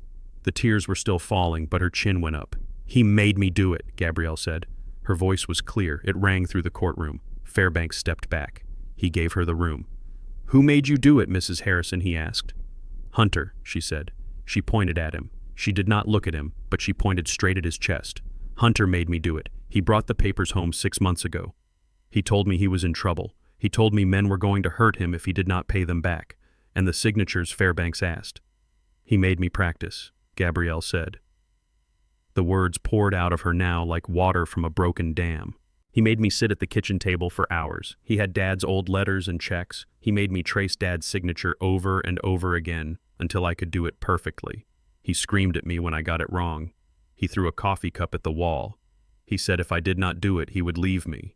He said he would leave me with nothing. Hunter slammed his fist on the table. You lying bitch, he screamed. The judge stood up. Bailiffs, she shouted. But Gabrielle did not stop. She was screaming now too, shouting over the noise of the courtroom, letting out the poison that had been killing her for months. He told me Mom was stupid, she cried. He told me Dad was a useless old man who deserved to die broke. He laughed about it. He laughed while he spent your money on watches and hotels. He made me call you and say those horrible things, Dad. He was standing right there holding the phone, squeezing my arm until it bruised. He wrote the script. He made me choose him. She collapsed onto the railing of the witness box, burying her face in her hands. I am so sorry, she wailed. I am so sorry, Daddy. I was so scared. I was so weak. The truth hung in the air, heavy and absolute. She had confessed to forgery, but she had exposed the mastermind. She had broken the chain of control. Hunter was standing now. His face was purple with rage. He looked like a cornered animal. He looked at the bailiffs approaching him.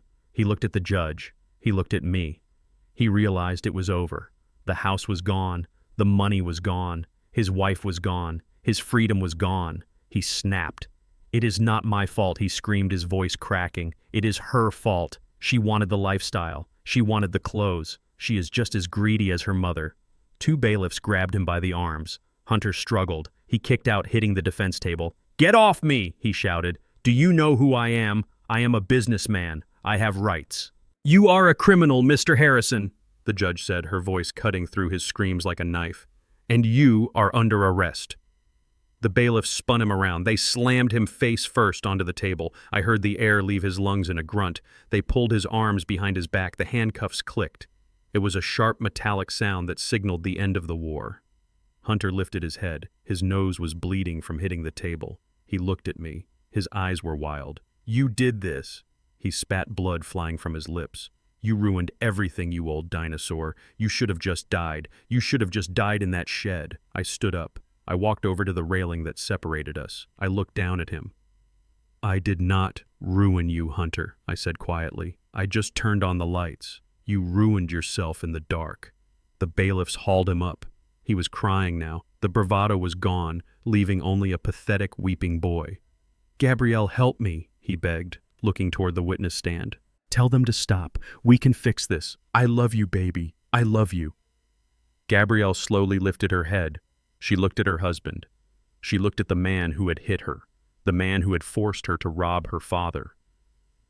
I don't know you, she whispered. Hunter screamed as they dragged him away. He screamed curses. He screamed threats. He screamed until the heavy doors slammed shut behind him, cutting off the noise. The courtroom was quiet again.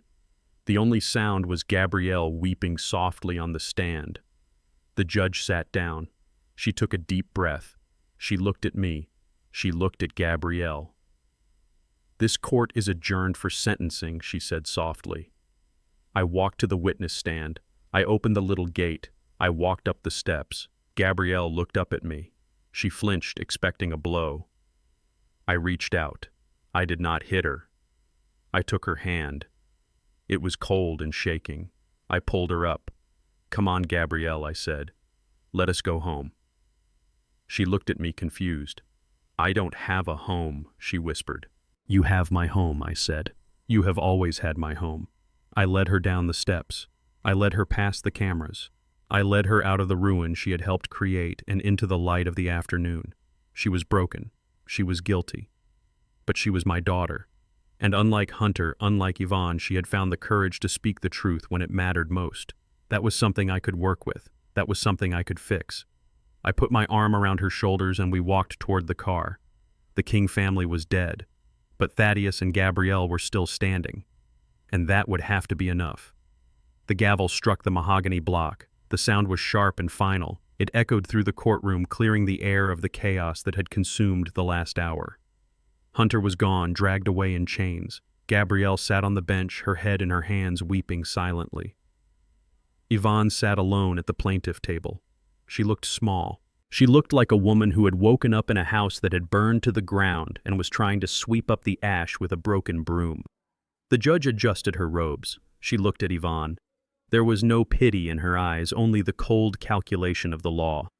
"Mrs. King," the judge began, her voice steady and authoritative.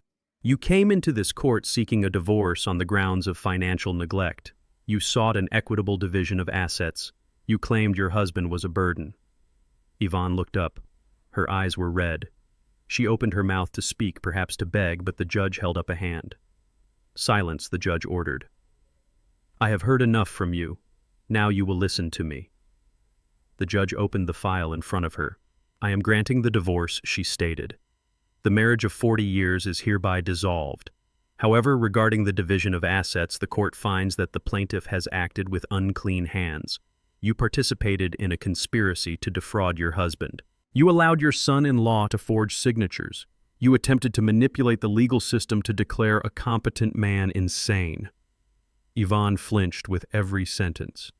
Therefore, the judge continued. "The court rules in favor of the defendant on all financial matters. You are not entitled to alimony.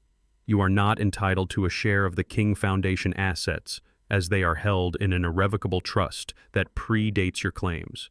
You leave this marriage with exactly what you brought into it, which, based on the testimony I have heard, is nothing but debt." Yvonne gasped.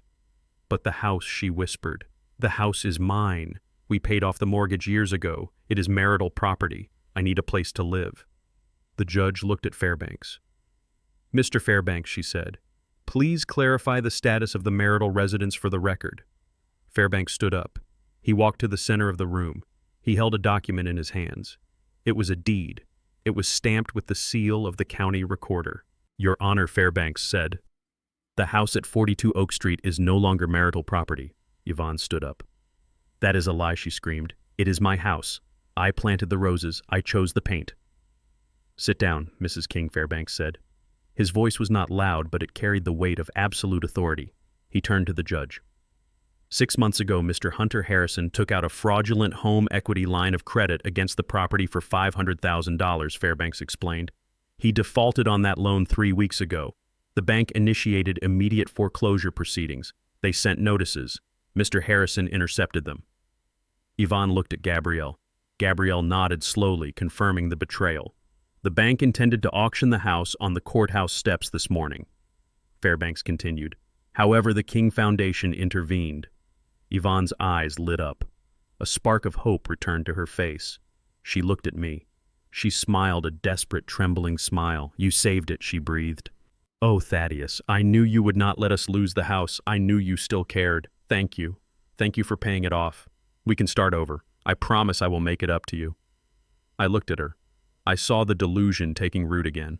She thought I was still the provider. She thought I was still the safety net she could fall into after she pushed me off the cliff. Fairbanks cleared his throat. "You misunderstand, Mrs. King," Fairbanks said coldly. "Mr. King did not pay off the mortgage personally. The King Foundation purchased the distressed debt from the bank. The foundation exercised its right to foreclose." The smile froze on Yvonne's face. "What does that mean?" she asked. "It means," Fairbanks said, "that the legal title of the house has been transferred. The owner of the property is no longer Thaddeus King or Yvonne King. The owner is the King Foundation, a charitable organization." Yvonne looked confused. "But that is Thaddeus," she insisted. "He is the foundation. It is the same thing." "I can still live there. He can let me live there." I stood up then. I buttoned my jacket. I walked over to the railing. I looked my ex-wife in the eye.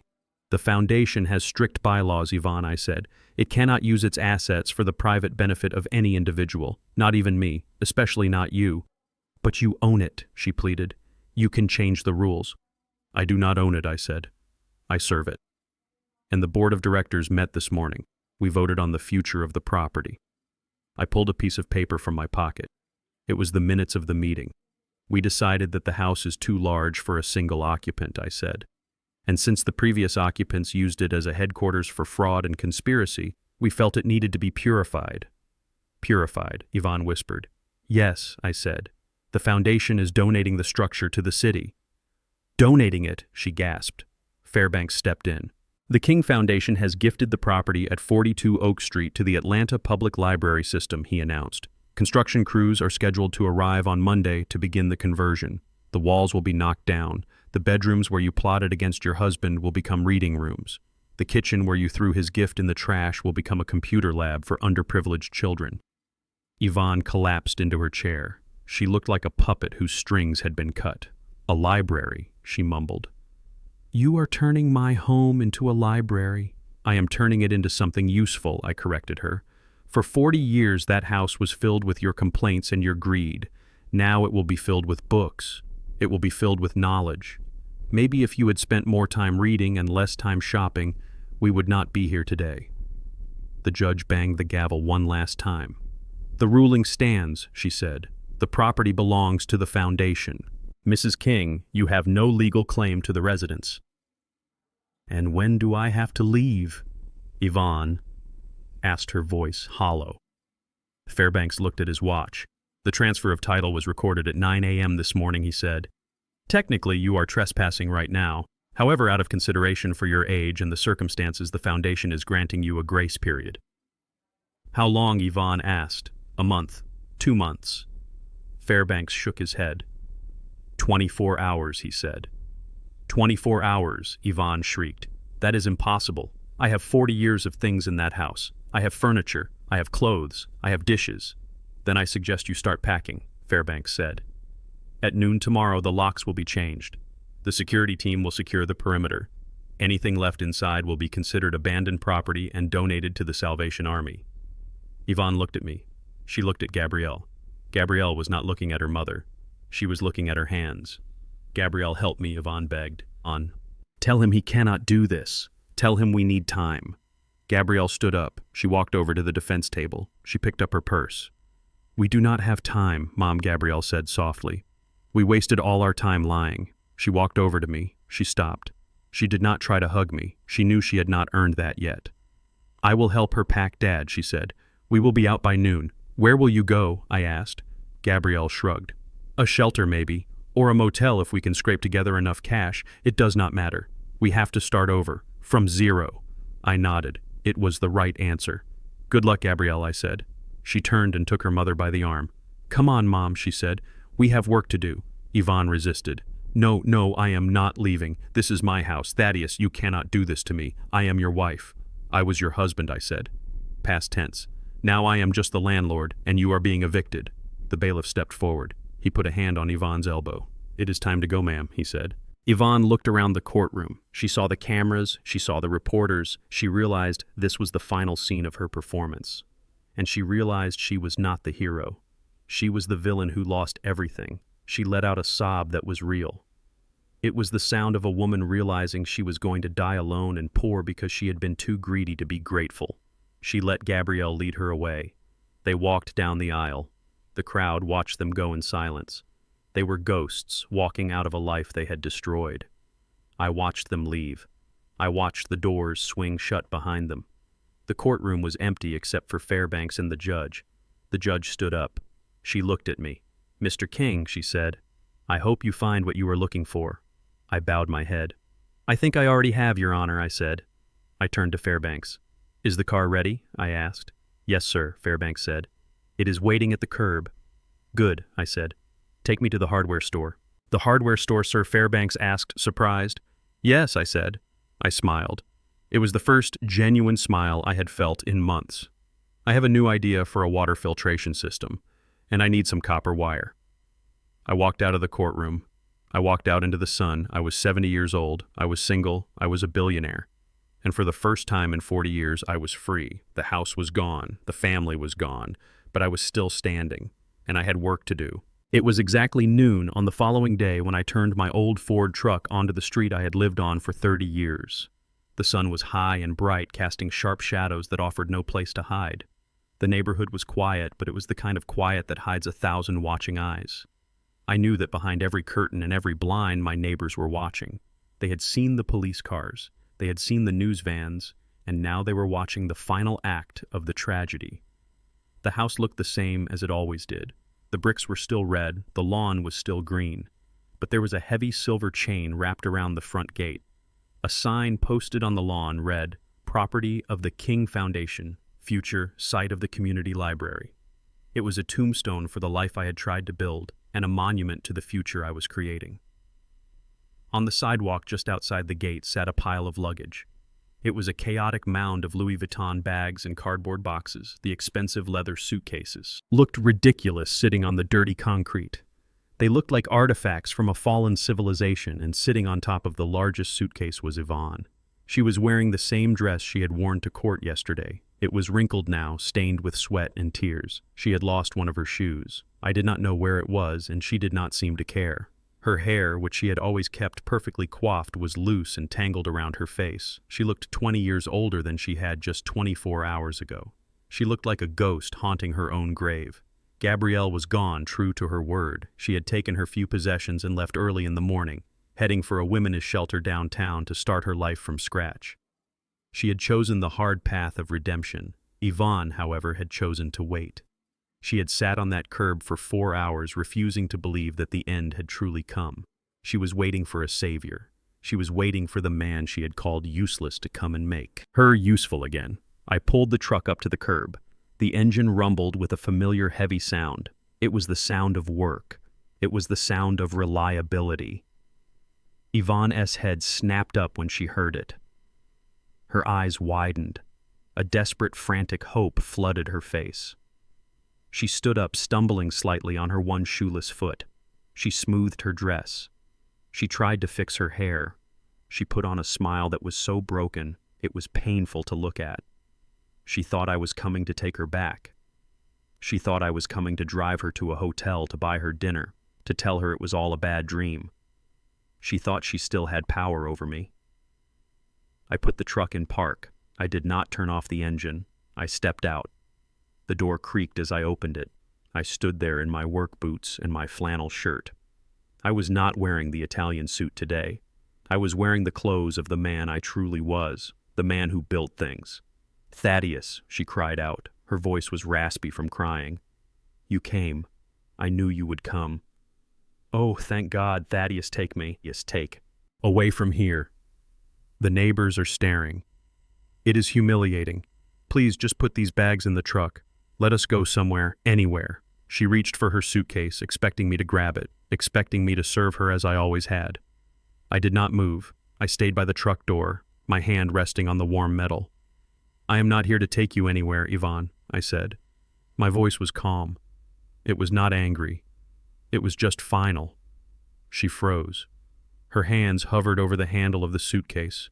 The smile faltered, trembling at the corners. "What do you mean?" she asked, breathless. "You have to take me. I am your wife, Thaddeus. I am your wife of 40 years. You cannot leave me on the street like a dog. I have nowhere to go. Hunter is in jail. Gabrielle abandoned me. You are all I have." You are not my wife, I corrected her. You are my ex-wife. The judge made that very clear. And you do not have me. You lost me the night you threw my gift in the trash. You lost me the night you let your son burn my patent. You lost me every single day. You chose greed over gratitude. But I am sorry, she wailed, tears streaming down her face again, making tracks through her ruined makeup. I am so sorry, Thaddeus. I learned my lesson. I swear I did. I will be good. I will live in the shed with you. I do not care about the money anymore. I just want you. I reached into the pocket of my shirt. I pulled out a small wooden box. It was simple, unadorned, made of pine. It was not the box I had given her at the restaurant. That one was gone, stained by lobster sauce and coffee grounds. This was a new box, one I had put together in the shop this morning. I walked over to her. She looked at the box. Her eyes lit up. The greed was reflexive. It was a muscle memory. She thought it was money. She thought it was a key. She thought it was a diamond. For me, she whispered, reaching out with trembling hands. Yes, I said. It is the last thing I will ever give you. She took the box. She opened it with frantic fingers. She looked inside. Her face fell. The light died in her eyes. Inside the box, resting on a bed of simple cotton, was the wooden necklace, the African blackwood pendant with the silver inlay, the one I had carved by hand, the one I had sanded for 40 hours, the one I had fished out of the garbage can while she slept. She stared at it. She looked up at me, confused, disappointed.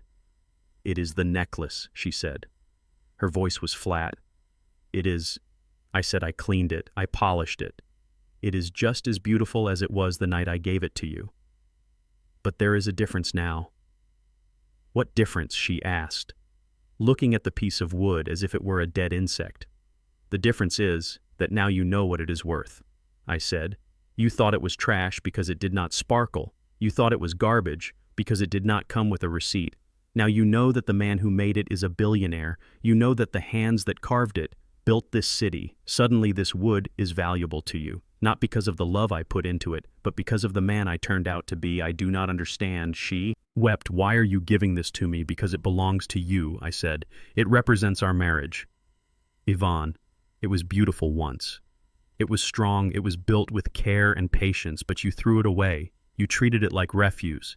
And even though I pulled it out of the trash, even though I cleaned it off, it will always smell like garbage to me. I took a step back.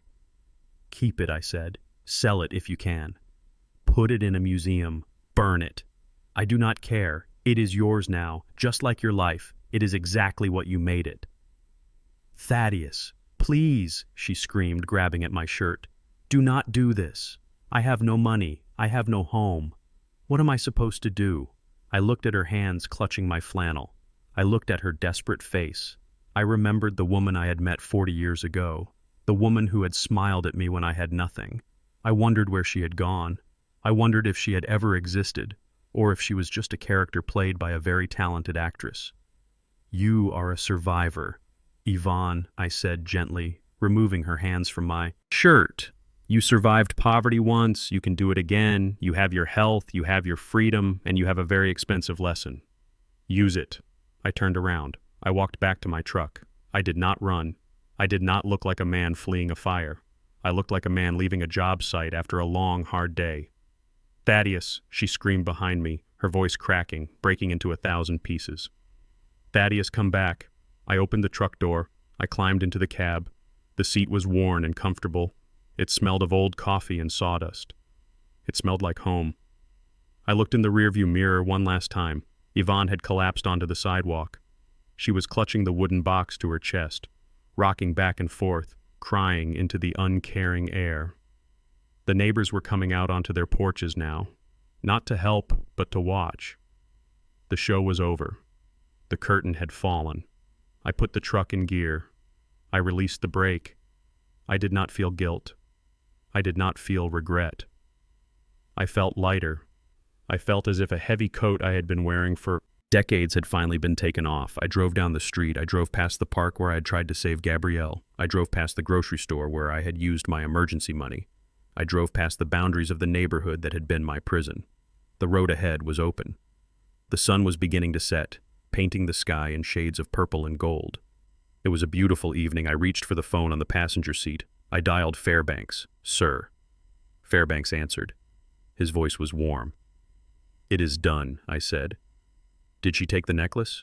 Fairbanks asked. "She took it," I said. "She did not understand it, but she took it. And now, sir, where to?" I looked at the horizon. I saw the silhouette of the water treatment plant in the distance. I saw the bridges connecting the city. I saw the grid of lights flickering on. "I am going to the lab, Fairbanks," I said. "I have a new idea for a filtration system, one that removes toxins at the molecular level. I think I finally figured out how to make it work." "Excellent. Sir Fairbanks said I will have the team ready for you in the morning." I hung up the phone. I turned on the radio.